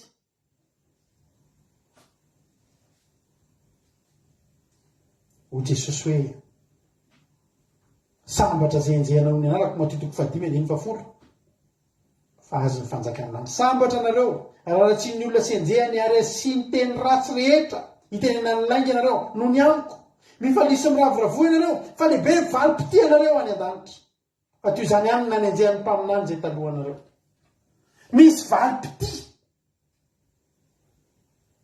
teteny aminao a misy valim-piti ary tsapako mihitsy zany ry havana fa za isan-kerinandro dia tena tsapako mihitsy raha mba misy zavatra mafinaritra tsapako hoe tsapan'andriamanitra mafinaritra natao tamin'ny fiainako tamin'ny nataoko ho anazy anjerinandro iny tena tsapaiko tsapain'ny tanako ny fankasitrahana avy aminy nefa zavatra kely ngeravana eo ataontsika an'andriamanitra io e fa andriamanitra te aneo amintsika misy valim-piti ny andry azy ianao dia raha izay herinandro kely iny veravana mba nisy zavatra kely nataontsika mahazo valim-piti tsika eto amin'ity tany ity dia ny valim-piti antsika veravana dia tsomen'andriamanitra raha manompo anazy tsika raha miti anazy tsika tsarovy fa misy miravoravo fa misy valim-piti raha mijoro zasy ianao tokony ho any an-danitra daholo tsika fa saingy izao maro loatra ny sakatsakana tsy atongavany olona any an-danitra anakonana ny olona masony olona tsy ahitany paradisa soa dia resy ny olona satria ny devoly mahavita maneho zavatra be dia be andriamanitra tsy eto tsy mahavita fa andriamanitra efa nanoratra efa hatramin'ny ela ato anatin'ity baiboly ity ny fahatsarany rehetrarehetra raha tsy mezaka mijery eo tsika dia takona isika raha vao tsy mamaky baiboly tsika ny amin'ny devoly afaka maneho eny amin'ny facebook rehetrarehetra eny amin'ny réseaux sociaux eny amin'ny dokam-barotra isan-karazany eny amin'izao tontolo izao eny maneho angeny devoly ry havana le voankazo voarany maneho zavatra mahafinaritra be mihitsy ny devoly resiny daholo ny tsika rehetrarehetra dia ohatry ny takona ny paradisa be loatra ny zavatra manakona ny masony olona tsy banjinan'ny olona ny fahatsaran'andriamanitra fa raha te ahita ny fahatsaran'andriamanitra ianao sokafo ny baibolinao manomboka androany andao anao tahaka mpianatra isika andao hiakatra amin'ny efitra ambony andao ampitomboana ny fianona tenin'andriamanitra andao ampitomboana ny famakiana baiboly fa rehefa mamaky baiboly ianao dia tsapanao fa misy andriamanitra mbola tsara lavitra ataonao mipatona ny baiboly tsy mahay zavatra tsara zany ny devoly fa andriamanitra efa nanoratra zavatra tsara lova tsara indrindra ho antsika ny tenin'andriamanitra mamaky anao isika dia mahita ny fahatsaran'andriamanitra dia tsy mila mijery zavatra hafa-tso fa sakana ny olona sakana amin'ny devoly a be loatra ny zavatra tsara etretina tsara anakona ny devoly ny masony olona tsy ho any paradisa tsy ho any amin'ny fiainana mandrakizay fa za andro any mbola teteny aminao toeriny no firiavana malalo petera voalohany toko 4 petera voalohany toko 4 andiny 7 vakitsika sy ny timoty 2 toko 4 andiny 5 vakitsika petera voalohany toko 4 andiny 7 hoy ten'andriamanitra atombotra ny farany zavatra rehetra ko endre tsara ka mahonona tena amin'ny fivavahana ary mihoatra noho zavatra rehetra mifankatiava tsara mafitiavana manarona fahotana maro hitanareo arakaraky ny mahatombotra ny farany zavatra rehetra no mila ananantsika fahonona te satria arakaraky ny mahatombotra ny koa no ezahan'ny devoly isikina ny akabetsahany betsaka ny tsy mahafaly ny devoly na olona ray zany ara no vovonjy tsy mampaninona ny devoly mamorona zavatra tsara eto amin'ity zao tontolo zao ty mba hanatenon'ny olona ny fahatsaran'andriamanitra rehefa tsy mampanonina ny devoly zany. Arakaraka mahatolotra ny zavatra rehetra andao tsika endry tsara, andao ho ny tena ry havana, andao ry havana ho ny tena amin'ny zavatra rehetra. Ho ny Timoty faharoa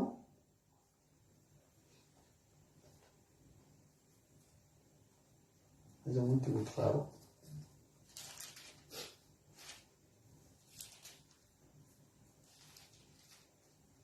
Timoty faharoa toko 4:15 ny tenin'Andriamanitra.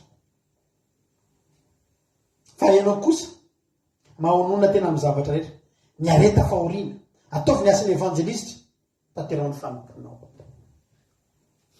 Ny retintsika hifanaraka amin'ny fiadanana sy ny fifaliana sy ny fahasoavana sy ny fananakarena sy ny fiainana mahafinaritra sy n'inona antsika vao hanompo an'Andriamanitra. Ny tenin'Andriamanitra miteny amintsika ry havana, mahonona tena amin'ny zavatra rehetra. Ozy mino ianareo koa dia tena mampijaly tena mihitsy a. Nga dia tsy azonareo atao daholo izay zavatra rehetrarehetra zao. Fa inona moa ry havana ny tenen'ny Timoty, ny afatry Paoly amin'ny Timoty, mahonona tena amin'ny zavatra rehetra. Fa ao anatin'io zavatra rehetra io, izy zavatra hisarivotra, hitazona anao, tsy tafakatra fa tandremo. Olerana bavy izay mpiasa amin'izao ny Fransy efa tantareko anateto foana. Dia izy io rana bavy io ny mpiasa amin'izao ny Fransy moa ohatry ny kelikely ny karama. Dia ny zareo zany mangalangalatra kely rehefa ao ampiasana. Dia misy hoe ambona kofehy, tadidiko mihitsy zay tantarana kofehy zay. Tanao misy an'ilay kofehy le fanjairana reny amin'izao ny Fransy dia misy ambonambona kofehy mbola matavitavy a. Dia asisika ny anaty akanjo anaty jupe any, dia iny nentina mandeha mody. Dia avy indray iny kofehy iny amidibidy eny nanaovana zavatra. Kofehy kofehy efa niasa. Nanomboka ny vavaka amin'izay rana bavy io, fa izy metratra hoe kofehy kely ity ve. Fa nanofy amin'izay izy indray alina, ary zany tenao fa nanofy tena miteny. Nanofy amin'izay izy tonga hono Jesosy. Dia tonga ny Jesosy dia novaina indray mpimaso tena akatra, dia nefa niakatra sy kelikely daholo ny olona. Dia hita teo mpiara-mivavaka, naman'izay mivavaka nefa nomboka niakatra. Dia izy koa nomboka nomboka hiainga hiakatra. Fa niainga kely dia tsy afaka mandeha, tsy afaka miainga fa misy mibloqué. Misy ohatry misipona ny tongony. Inona no jerena no teo amin'ny tongony? Kofehy be dia be mifatopatotra ny tongony, mifatotra miraikitra ery amin'ny tany hoe dia ilay kofehy io zany mamatopatotra ny tsy afaka niakatra. Natahotra tsy embodratsy izy tanatin'ilay nofy. Ny ampisonita dia napa-kevitra izy izay kofehy rehetrarehetra netiny tao naveriny tany ampiasana. Tsy nangalatra kofehy intsony izy manko. Mitsika ny indray mieritreritra izay kofehy kely io koa ve. Fa ho ny tenin'Andriamanitra mahonona tena amin'ny zavatra rehetra, fa tsy ho zakatsika no tafajanony neto raha tonga Jesosy. Tsy zakatsika raha. Tena tsy misy mijaly ohatra tsika ry havana raha tonga Jesosy ka tafajanony neto tsika. Zany teny ianao, mahonona tena amin'ny zavatra rehetra, manokana tena ho an'Andriamanitra. Fa misy vidiny fanokana tena ry havana. Aza matahotra favan'olona zany ianao, fa atokano masina sy madio an'Andriamanitra ny tenanao. Fa misy vidiny fanokana tena, lanitra ny vidiny. Ozy Andriamanitra ny amin'ny nomero toko 9 dia ny 7:17 atokano ho an'ilay vita, atokano ho ahy. Nomeri toko 7:10. Nomeri toko 9 azafady, 7:10. Ary apetrao, nomeri toko 9 7:10. Ary apetrao anatrehany Arona ny zanany sy ny zanany ny Levita, ka atero fanatitra evaeva ho an'i Jehovah izy. Ary ampiavao amin'ny zanak'Israely ny Levita, dia ho ahy izy. Tsy ny zanak'Israely a. Nefa ny zanak'Israely efa tanànaka voafidy. Firenena masina. Fa ao anatin'ny zanak'Israely, mbola misy Levita atokana hiala amin'ny zanak'Israely. Mbola misy ondrosyio sy hafa koa zany. Ozy io na reva hiakatra velona any an-danitra dia taditio fa ny Levita mbola natokan'Andriamanitra hisaraka amin'ny zanak'Israely mba ho an'Andriamanitra. Ianao hitokony ho an'Andriamanitra. Manokana tena ianao. Oka ianao atsapa foana fa mbola tsy ampy fanolora-tena tsika io. Mbola tsy ampy io asan'Andriamanitra ataotsika io. Mbola tsy ampy fivavahantsika io. Mbola Israely ianao zao. Fa mila atokana ho Levita ianao. Ho azy atokany. Ozy Andriamanitra ny amin'ny asan'ny apôstôly any, asan'ny apôstôly toko 7:10, atokany Paoly sy Barnabasy ho anahy. eo anatria ny mpianatra firy revana amam-polony zao mbola ozy Andriamanitra asiny apôstôly toko 17 ary teo amin'ny fiangonana tany Antokiny isy mpaminazy mpampianatra Barnabasy sy Simeona izay atao hoe Negera sy Losio Kireniana sy Meanema izay niolon'olona tamin'ny Heroda mpanapaka ary Saoly. Ary raha nanao fanampivavahana ho an'ny tompo sy ny fadianina reo dia hoy fanamasina atokano ho ahy Barnabasy sy Saoly hanao ny asa izay efa nitsoko azy. Halleloia. Ilaina ny fanokana tena amin'izao andro farana izao avana. Tsy hoe mihamandroso makany amin'ny farantsika. Dia izany zahako tena isokatra bebe kokoa, tena hanana fisokafana amin'izay ny saiko fa teo bornebe loatra amin'ity fivavahana ity. Tena alao mba isokatra amin'ny zavatra fa efa andro ny fandrosoana zao. Riavana, fotoana tokony hanokananao tena ho an'Andriamanitra zao. Bebe kokoa. Fa misy vidiny ny fanokana tena ho an'Andriamanitra. Araka ny teny taminao hoe ohatry ny mijaly angetsika, ohatry misy fijaliana ihany, azo fijaliana ngery lovantsika io ilay andraitsika io riavana. Raha hitovy amin'izao tontolo izao ihany ianao, ahoana ny hanavahana anao eo amin'ny akavana. Fa reo tafajanona eo amin'ny akavia tsy ho zakan'ireo. Zany devolovana zany ny fatorana. Izao nge tsika riavana tena mbola manana fanamasina. Fanamasina nge mbola mampijoro antsika ohatry zao ady nge nalovantsika. Ady ara-panahy nge nalovantsika. Tsy tsika ny naresy. Fa ny fanamasin'Andriamanitra ato anatintsika no tsy namerantsika ho irery. Miapangatsika isan'andro ny devoly fa ny Jehova, ny anjelin'i Jehova eo anilantsika. Jesosy mbola eo manamarina atsika sy misolovavantsika.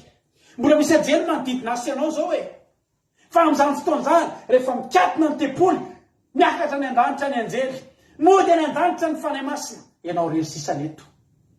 Ny devoly nefa amin'izany ovahana ny fatorany. Tsy ho zakatsika zany. Inona mititsika?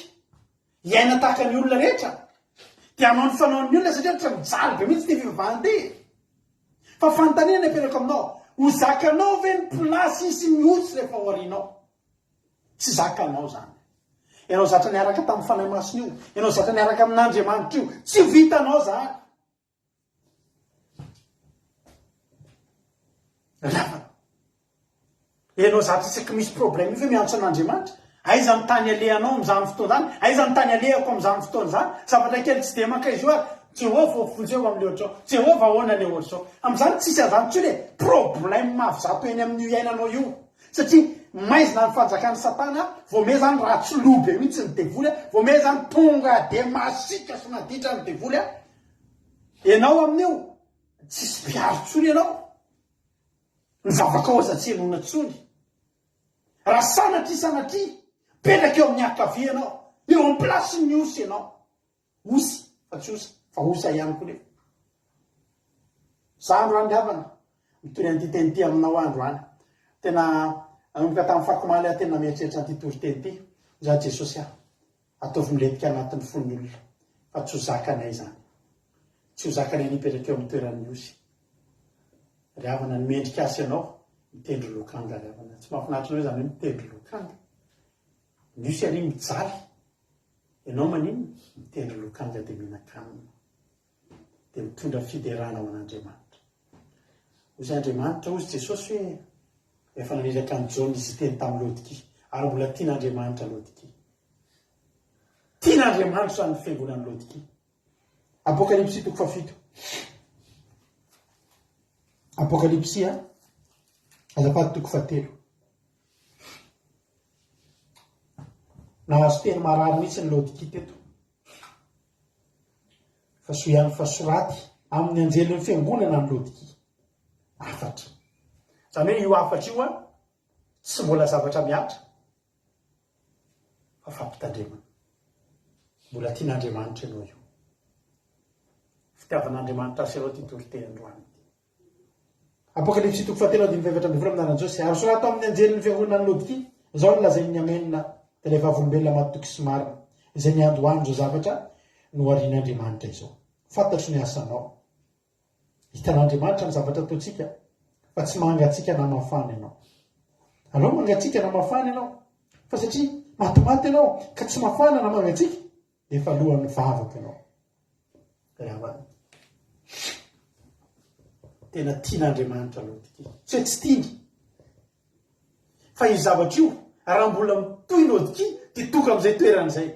Inona moa ry avan'izareo alohan'ny vavako? Tsy efa ho ambava ve zany? I lodiky dia efa ho ambavan'Andriamanitra. I lodiky dia efa tao ambavan'Andriamanitra. Mamy amin'Andriamanitra. Fa ny problème ny lodiky nafana izy aloha dia aveo nangatsika, dia aveo nafana, dia aveo nangatsika. Toy izany Andriamanitra ho alohan'ny vavaka ianao. Sarotra zany alohan'ny vavan'Andriamanitra.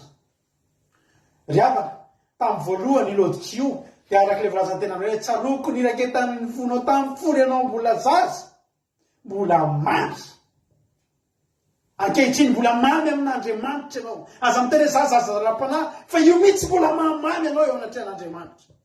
Tsaloko rehefa nisy foana zany anao fotoam-bavaka vakansy tamin'ny roa taona lasa angamany tany amin'ny faritry Porto tany. Dia ny sabata voalohany nandeha vakansy mbola nanao sabata tao amin'ny tranon-dranam-pavy Rosemina zay. Dia eo tarihana fotoana eo tarihana fotoana mampionona dia eo mivavaka eo zay. Dia sendra nitompo tany anatin'ny bahut tany amin'ilay fitoerana ohatran'ny vaisselier zay angamba izy zay. Misy haingo-trano zay fanaka zay ao tranon-dranam-pavy Rosemina.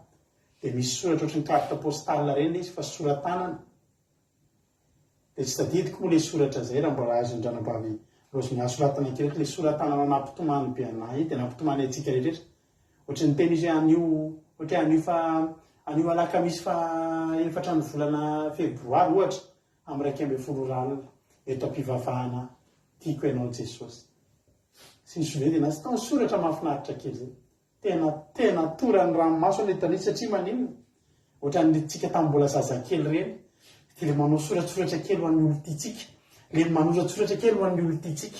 Rehefa tena efa aty arintsika dia memetsika hoe ay ty za dia nanoratra taratasy kely hoe tiako ianao tamin'ilay ankizy vavity tamin'izany ka fitiavana ankizy. Fa Andriamanitra mahita fa mamy reny. Tsaloko ny raketany fonafony ianao mbola zaza. Ny olona mieritreritsika tena nareo zany zaza ra-panahy dia manoratsoratra mihitsy hoe ty an'Andriamanitra. Mino fa mbola noratra ohatr'ireny any Rosemina. Halleloja. Dia tsy alohan'ny vavan'Andriamanitra Rosemina. Toy izy mamy ao anatrehan'Andriamanitra, efa ao ambavan'Andriamanitra ianao. Io asa fanimpona kely ataonao io, mamy ao amin'Andriamanitra io. Toy izy ny asan'Andriamanitra. Toy izy ny fiandehananao mahitsy anatrehan'Andriamanitra. Toy izy ny asan'Andriamanitra. Toy izy ny fatahoranao an'Andriamanitra. Hatramin'ny zavatra kely ianao dia ozony olena nareo zany tena mbola zaza. Izay ny mahamamy ianao eo anatrehan'Andriamanitra. Ao ambavan'Andriamanitra ianao. Asa vela mivoaka ry fiangonana. Ry fiangonana matimaty efa ao ambavan'Andriamanitra. Efa ao ambavan'Andriamanitra ianao zao. Asa manaiky ho tonga matimaty. Ndao hirehatra. Ndao hirehatra amin'ny fitiavana an'Andriamanitra. Ndao hirehatra fa fotoana firehetana zao. Ny mpianatra voanareo sy mbola hiverina Jesosy. Lasa izy niverina tany Jerusalema. Lasa izy niakatra tao amin'ny efitra ambony. Ny vavaka bebebe kokoa no tao aloha. Satria ho avy Jesosy. Ny fiavian'i Jesosy voalohany vaovao mafaly. Ny fiavian'i Jesosy faharoa mety ho vaovao mampatahotra na tsy niomana ianao. Ny fiavian'i Jesosy zany avana teo amin'ny tranomby fifaliana. Fa dia zany mpiandro-ondry zany ravana e. Take tonga tany. Nisehon'ny andreny ny mpiandro-ondry. Ndana fa any Betlehema ny Jodia. Teraka ny hoany le mpanjaka ny mpanjaka. Le tompony tompo. Fifaliana. Halleloja. Amen. Fa Jesosy tonga fandroany zany. Isolavina ry sotavela ole iranterentsika teo. Isy eo amin'ny akavia, isy eo amin'ny akavana. Riavana. Riavako. tsy tiako raha izana ianao ho tonga eo amin'ny akavy. Efa mitoditomaka eo amin'ny akavanana ianao io, efa nanomboka natahotra an'Andriamanitra ianao io. Ry havana, efa mety io efa manomboka mety io. Ny vavan'ny olona mahatonga antsika emotra ianao zany dia tena fa zao fivavahana reo zao hoe tsy azo anaovana ny zavatra rehetra mihitsy, miova mihitsy ianao hatramin'ny vavahanao. Ry havana, mila miovotsika, andao ataontsika izay hatonga antsika ho akavanana. Fa eo akavanana eo terylokanga eo amorona ny ranomasina fitaratra ianao. Ny olona ry maninona? Ry havana, hanofo ratsy ny olona amin'izany. Voaka ny olona dia mahita loza, voaka ny olona dia amin'izany tena mitomboka mihitsy ny tahany faratsy ny olona. Mety tonga dia misy manafika ny an-trano, mandeha ny an-dalana ianao, maray ny olona tsotro fotsiny poketra anao. Tsisy mitsoka izany intsony ny mpangalatra amin'izany, efa omena hery izay ratsy amin'izany. Ianao ka zatra n'izany, ianao ka tsy zatra n'izany. Reny mpangalatra reny amin'izany fotoana izany, voaka fotsiny, maka ny poketra anao dia tsy izy no mitsoka, fa mbola ianao indray any ny ampitorona vonoana. Satria efa maizina ny fanjakan'ny Losifera amin'izany fotoana izany, ratsy lavitra. Zao mbola vao maso ny angalarin'ny olona, tova ny angalarin'ny olona, fa amin'izany tsy fantatra tsony. Ry havana, ratsy. Tsy teko ho tonga amin'izany ianao, tsy te ho tonga amin'izany zay Jesosy. Dia hijanona amin'ny akavanana antsika ry havana, fa tsy ho zakatsika izany. Aza mahatahotra ianao, aza mieritreritra ahoana azany no mijary, fantaniana petrako aminao, ny fijalianao ve no ny fiezanao ho tonga eo akavanan'Andriamanitra, eo akavanan'ilay fidy. Dia mifalira mijaly ianao, mifalira enjehana no fahamarinana, mifalira ary irikiriky olona no fivavahana. Aza zany havana ny atao zava-dehibe aminao hoe ty za dia tena nilozan'ny olona, tsisy nizaniza toy hatramin'izay nivavahana, tsy maninona zany fa tsy ho zaka anao no tafajanona hiaraka amin'ireo olona manenjika anao reo sanatria. Fa ny anjaranao ny mitondra mavaka an'ireo mba ho lasa ohatra anao. Tany amin'ny fiainao ireo no voatarika hitovy amin'ny olona, voatarika eny amin'izao tontolo izao. Fa tadidio ilay fanokana tena ny teneniko teo, mahonona tena amin'ny zavatra rehetra, fa misy tena prix ngeza be, misy valosoa ngeza be ho an'ny fanokana tena ry havana. Mety ve ianao androany raha hiakatra amin'ny efitra ambonitsika? Mety aminao ve raha anao tahaka ny mpianatritsika androany, andao hiakatra amin'ny efitra ambony, andao hiverinao Jerosalema? Dia hivavaka bebe kokoa. Mahasoanao ny vadika, mahasoanao ny mivavaka kokoa noho ny maly, mahasoanao ny manolo tena kokoa noho ny maly, mahasoanao ny manamasy tena kokoa noho ny maly. Enjeo zay raha isy anenjika, misy miteny misy nareo hoe hiakatra velona ny an-danitra. Eny ry havana, tena misy tsy ahita fahafatesana amintsika reto, ary fotoanan'izao zany. Misy amintsika reto tsy mba hita fahafatesana, fa tonga Jesosy dia izao pozitika izao hosoloana anatin'ny ray mpimaso, dia tsika anatin'ny ray mpimaso. Azakady nareo fianakaviana raha mihaino an'ity fandarana ity, ka ho avy ny fotoana zany ny fanirianay hoe izay menakavy kely reto tsy tratra antsitsony, tonga ny olona mandondolo, tsisy mareninina intsony, ity akanjo anaovako ity, no hita ny olona eto, mijanona eto, fa tsy ity ny etiko miakatra any. Mbola misoratsora ary ity fa manana ny fotsy lavitra ny tiany Andriamanitra raha mijoro hatramin'ny farany. Ry havana, ndao hivavaka bebe kokoa, ahitana tombo lehibe ry havana. Omanitsika nitovy teny hoe raha Jesosy nidira atsika dia sady hiditra sy hivoaka sika misy anakanina. Inona mampatahotra anao amin'ny fiainana? Fa maninona anao no matahotra amin'ity fiainana kely fitopolo na valopolo? Fa tsy tokony hampatahotra anao hoe ny après ity fiainana ity raha tsy manomana ny mandrakizay. Ry havana, ry fiangonana mangatsitsika sy matimaty eo, ndao hirehatra. Tsy mety amintsika ny alohan'ny vavan'Andriamanitra, tsy mety amintsika ny alohan'ny vavan'Andriamanitra. Hivavakitsika amin'izao fotoana izao. Jesosy io, misaotra anao zay Jesosy, midera ny anaranao zay Jesosy manara. Mankasitraka sy manome voninahitra ny anaranao zay Jesosy, Zay Jesosy teo eo akavananao zay Jesosy. Zay Jesosy teo eo akavananao zay Jesosy. Tena tsy zakanay Jesosy. Tsy ho zakanay Jesosy. Zany tsy miaraka aminao zany ka tsy henonao zany jo. Aza atao akavanana zay Jesosy fa tsy zakanay zany. Tsorinay aminao, tsy ho zakanay zany.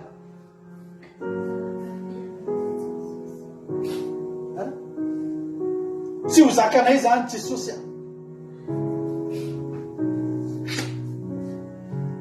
Ampianaro zay androany. Ten'Andriamanitra dia miteny amintsika eo ka ny masina ia masina manao ny marina mbola hitoy ianao ny marina ihany. Fa nefa nanao ny ratsy kely avy na hitoy ianao ny ratsy. Maninona ianao zatra nanao ny tsara? Maninona ianao mitady anao ratsy? Maninona ianao no mijery ny manodidina anao dia mitady ho voasarika? Fa miteny anao androany, tsy ho zakatsika, tsy ho zakanao, tsy ho zakako. Raha tafajanona etontsika raha tonga Jesosy.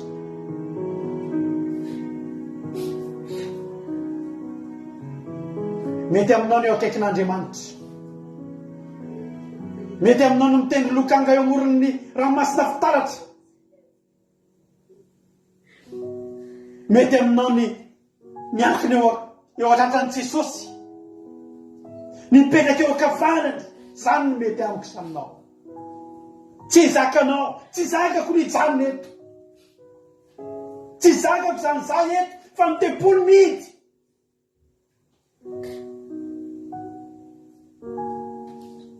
Atokany ny tenanao androany.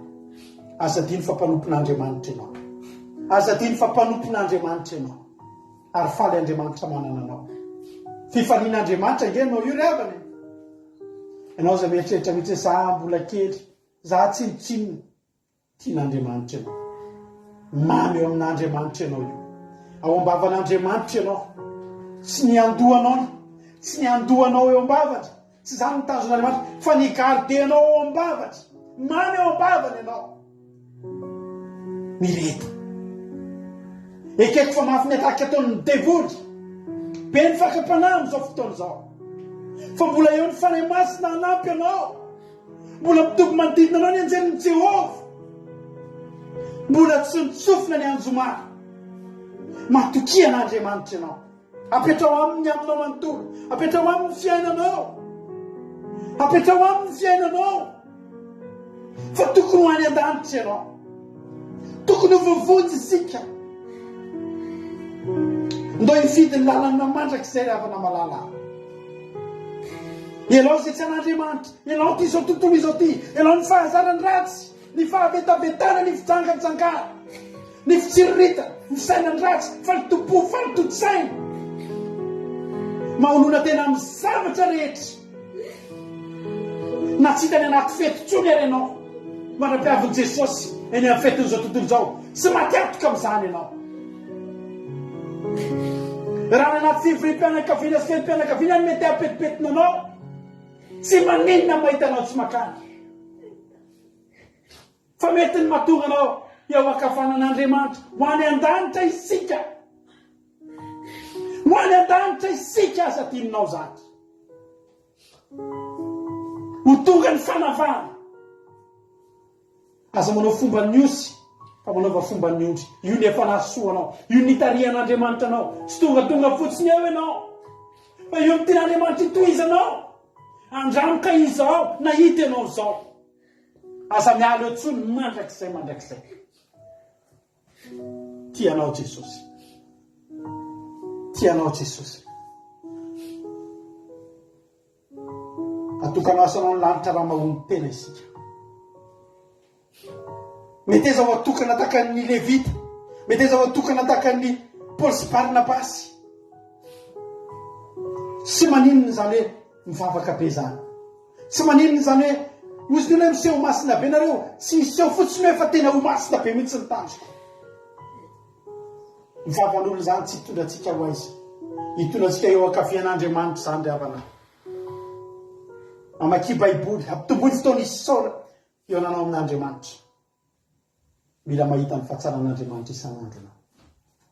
dia tsy ho voasarika any amin'izay zavatra mety etretin'ny olona ho tsara zay nomeny devoly any anakanana ny olona tsy ho any an-danitra sotra Jesosy anao ny voninahitra anao ny deranao sotra mandrakizay zay tsy voalazako Jesosy apio anatin'ny fondretolona ireto tehirizo tsirairay avy zay niheriny ny fandarana androany mba ilatsaka ny ampon'ny olona izany teny zany fa akaiky ny fiavinao Jesosy akaiky ny fiavinao Jesosy ny famantarana rehetra efa tonga tsy fantatray na andro ny sainana volana na taona na orana minitra na sekondra fa ny zavatra fantatray dia zao hitonga aminao zay androany ataovy eo akaikinao zay Jesosy ataovy eo akaikinao ary ataovy eo akavananao omaniny anjara lokanganay Jesosy omaniny anjara lokanganay fa hitendry lokanga eraka aminao zay ira ny firahany zanak'ondry araka amin'ny Mosesy zay zany ny fandrinay Jehovah zany ny fandrinay Jehovah alleluia amen.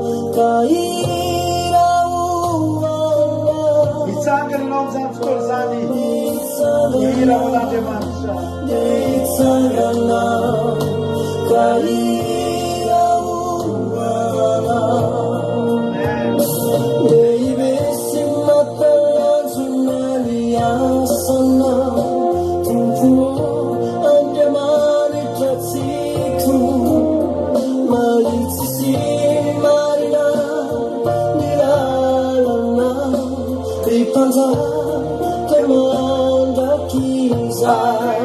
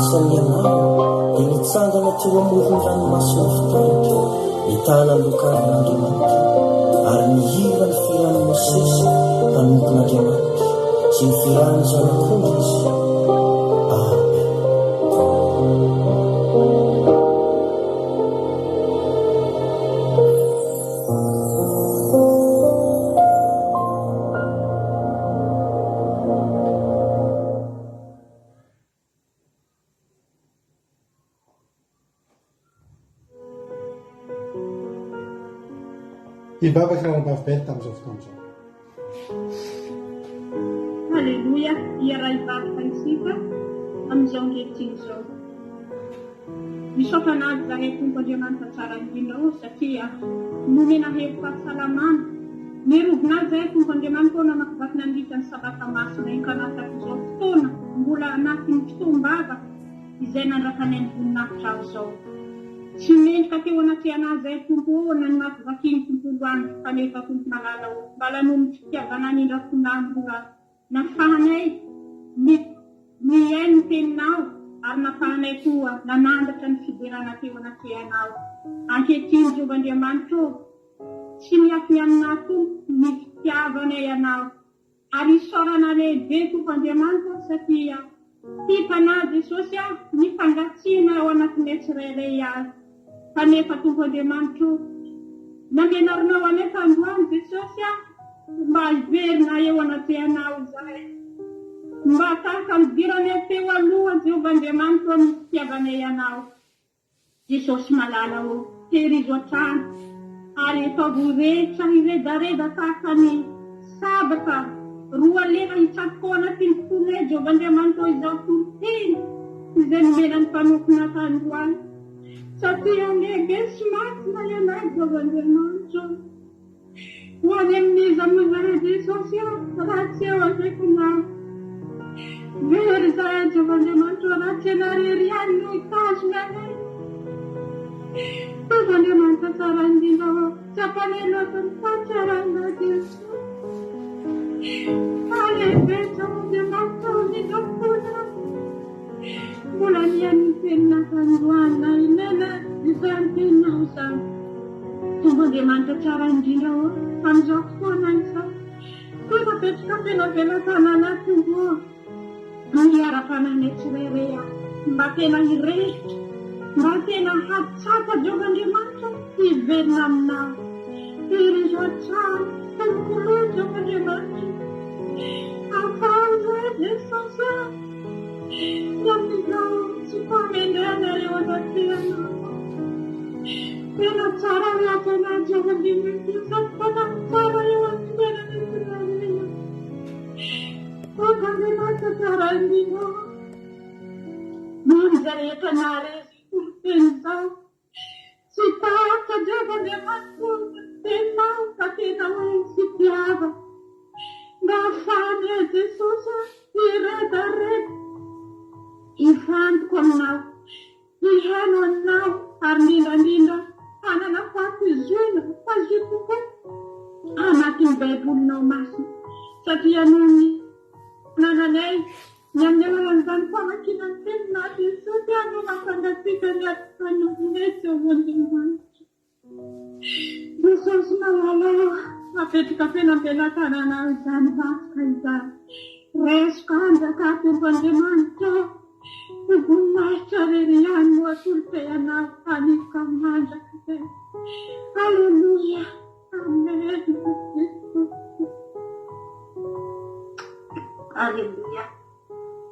entoko Jehova rehetra.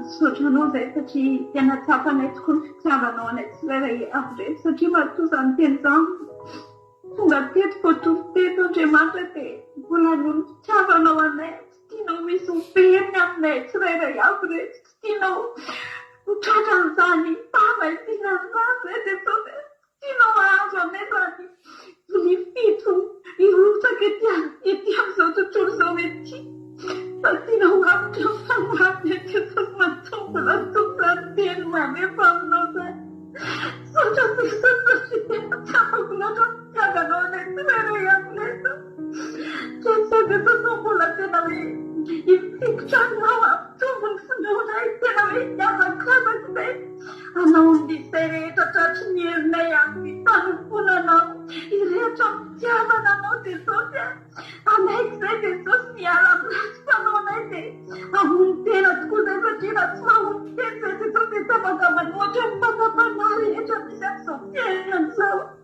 dia izay Jesosy manoka tena ho anao manolotra ny fanahana eto anatrehana satria androany tena ambaranao teto indray fitoriana ny teny fa misy tokoa Jesosy ny lalana roa ialany ety amin'izao tontolo izao ety teny any amin'ny raha fiainana manak'izay tany amin'ny fahaterezana mbola nanintsy anay ianao tamin'ity androany ity mbola nampianatra anay ianao nampiomana anay indray fa tena hoe hitombonay hafanahanay hifikiranay aminao andehananay amin'ny fahamarinanao Jesosy izany tena ilainao izany Jesosy satria raha tsy manana an'izany dia Jesosy dia opera ety amin'ny fiainana tia operany mandrakizay zay Jesosy fa misaotra androany fa nampatsarivinao fa misy tokoa izany fahaterezana izany misy tokoa izany fahaviteny izany ahafahanay tena hoe miazakazaka miverina manatona eo an-tongotra eo miverina misikitra aminao mitady anao fatratra Jesosy mampitombo ny ara-panahanay mampitombo ny fotoana hivavahanay sy amponay anao Jesosy mba tsy herikerika fony izay amin'izao fiainana mandalo izao amin'izao fiainana efa maro izao Jesosy dia ndre maro mifakapanahy mandalo eo aminao Jesosy fa ankehitriny Jesosy dia mba tena hoe mampianatra anay ianao ny amin'ny tena izany fahona teny izany Jesosy ny angatanay tena hoe toetra ty anatinay tsirairay avy izay miety teto Jesosy matsotratra ny fakapanahy izay Jesosy fa tena hoe hipikotra aminao Andriamanitra misaotra mampianatra anay ianao androany Jesosy misaotra tamin'izany teny marina tondra ianao mpanomponao izany Jesosy fa tsy ny olona rehetra ny Jesosy ny mahalala an'izany fa izay tena afahanao fantatra ny maro izay Jesosy dia misaotra indrindra Jesosy malala akasitrahana izany teny izany ary arahany an-tsaina sy andavany izay lazainao anamafatiana ianatrehanao izay Jesosy ary tena mbola akatoanao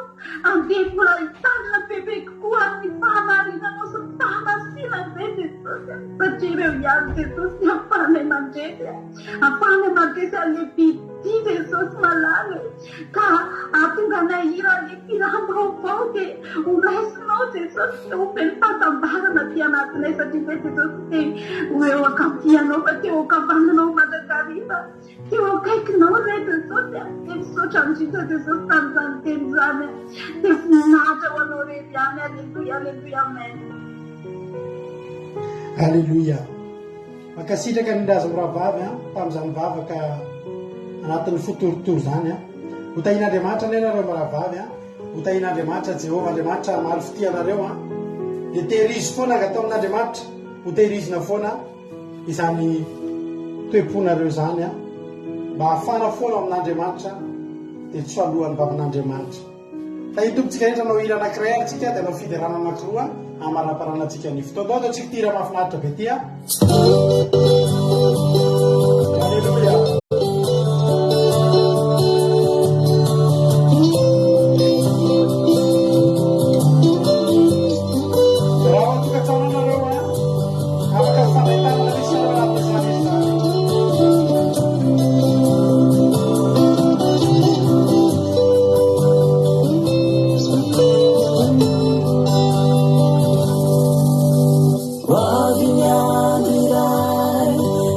Social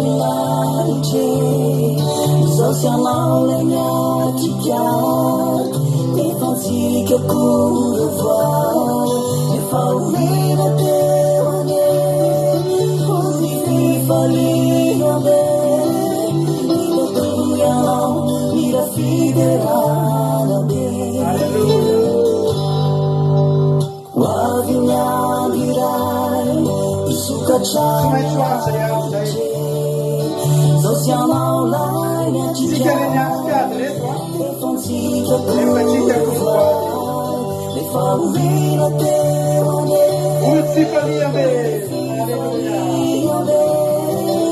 Itotoy anao mira fiderana be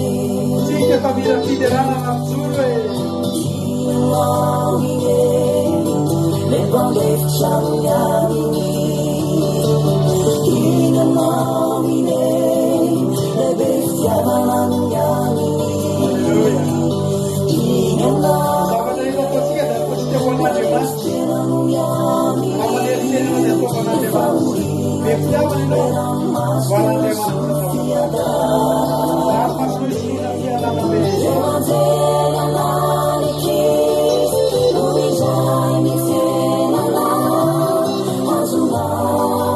Azunau ne paradis Jesus ilai fanikena Evangelha nanikis Vittoria satu kulinaija Pena satunya Ipanunsane marame Pena satunya Ipanunsane marame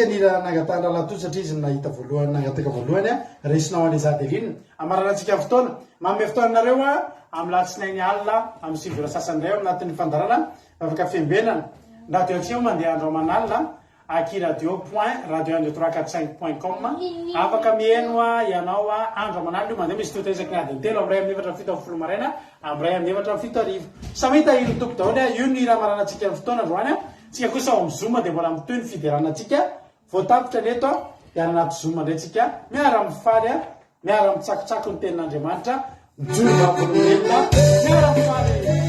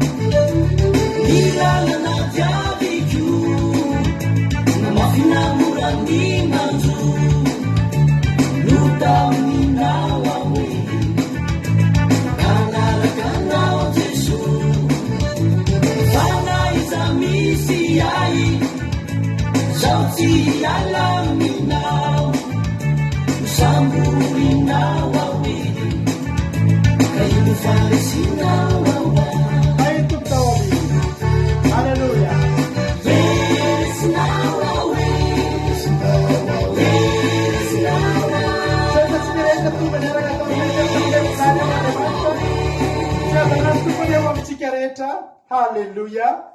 Amen.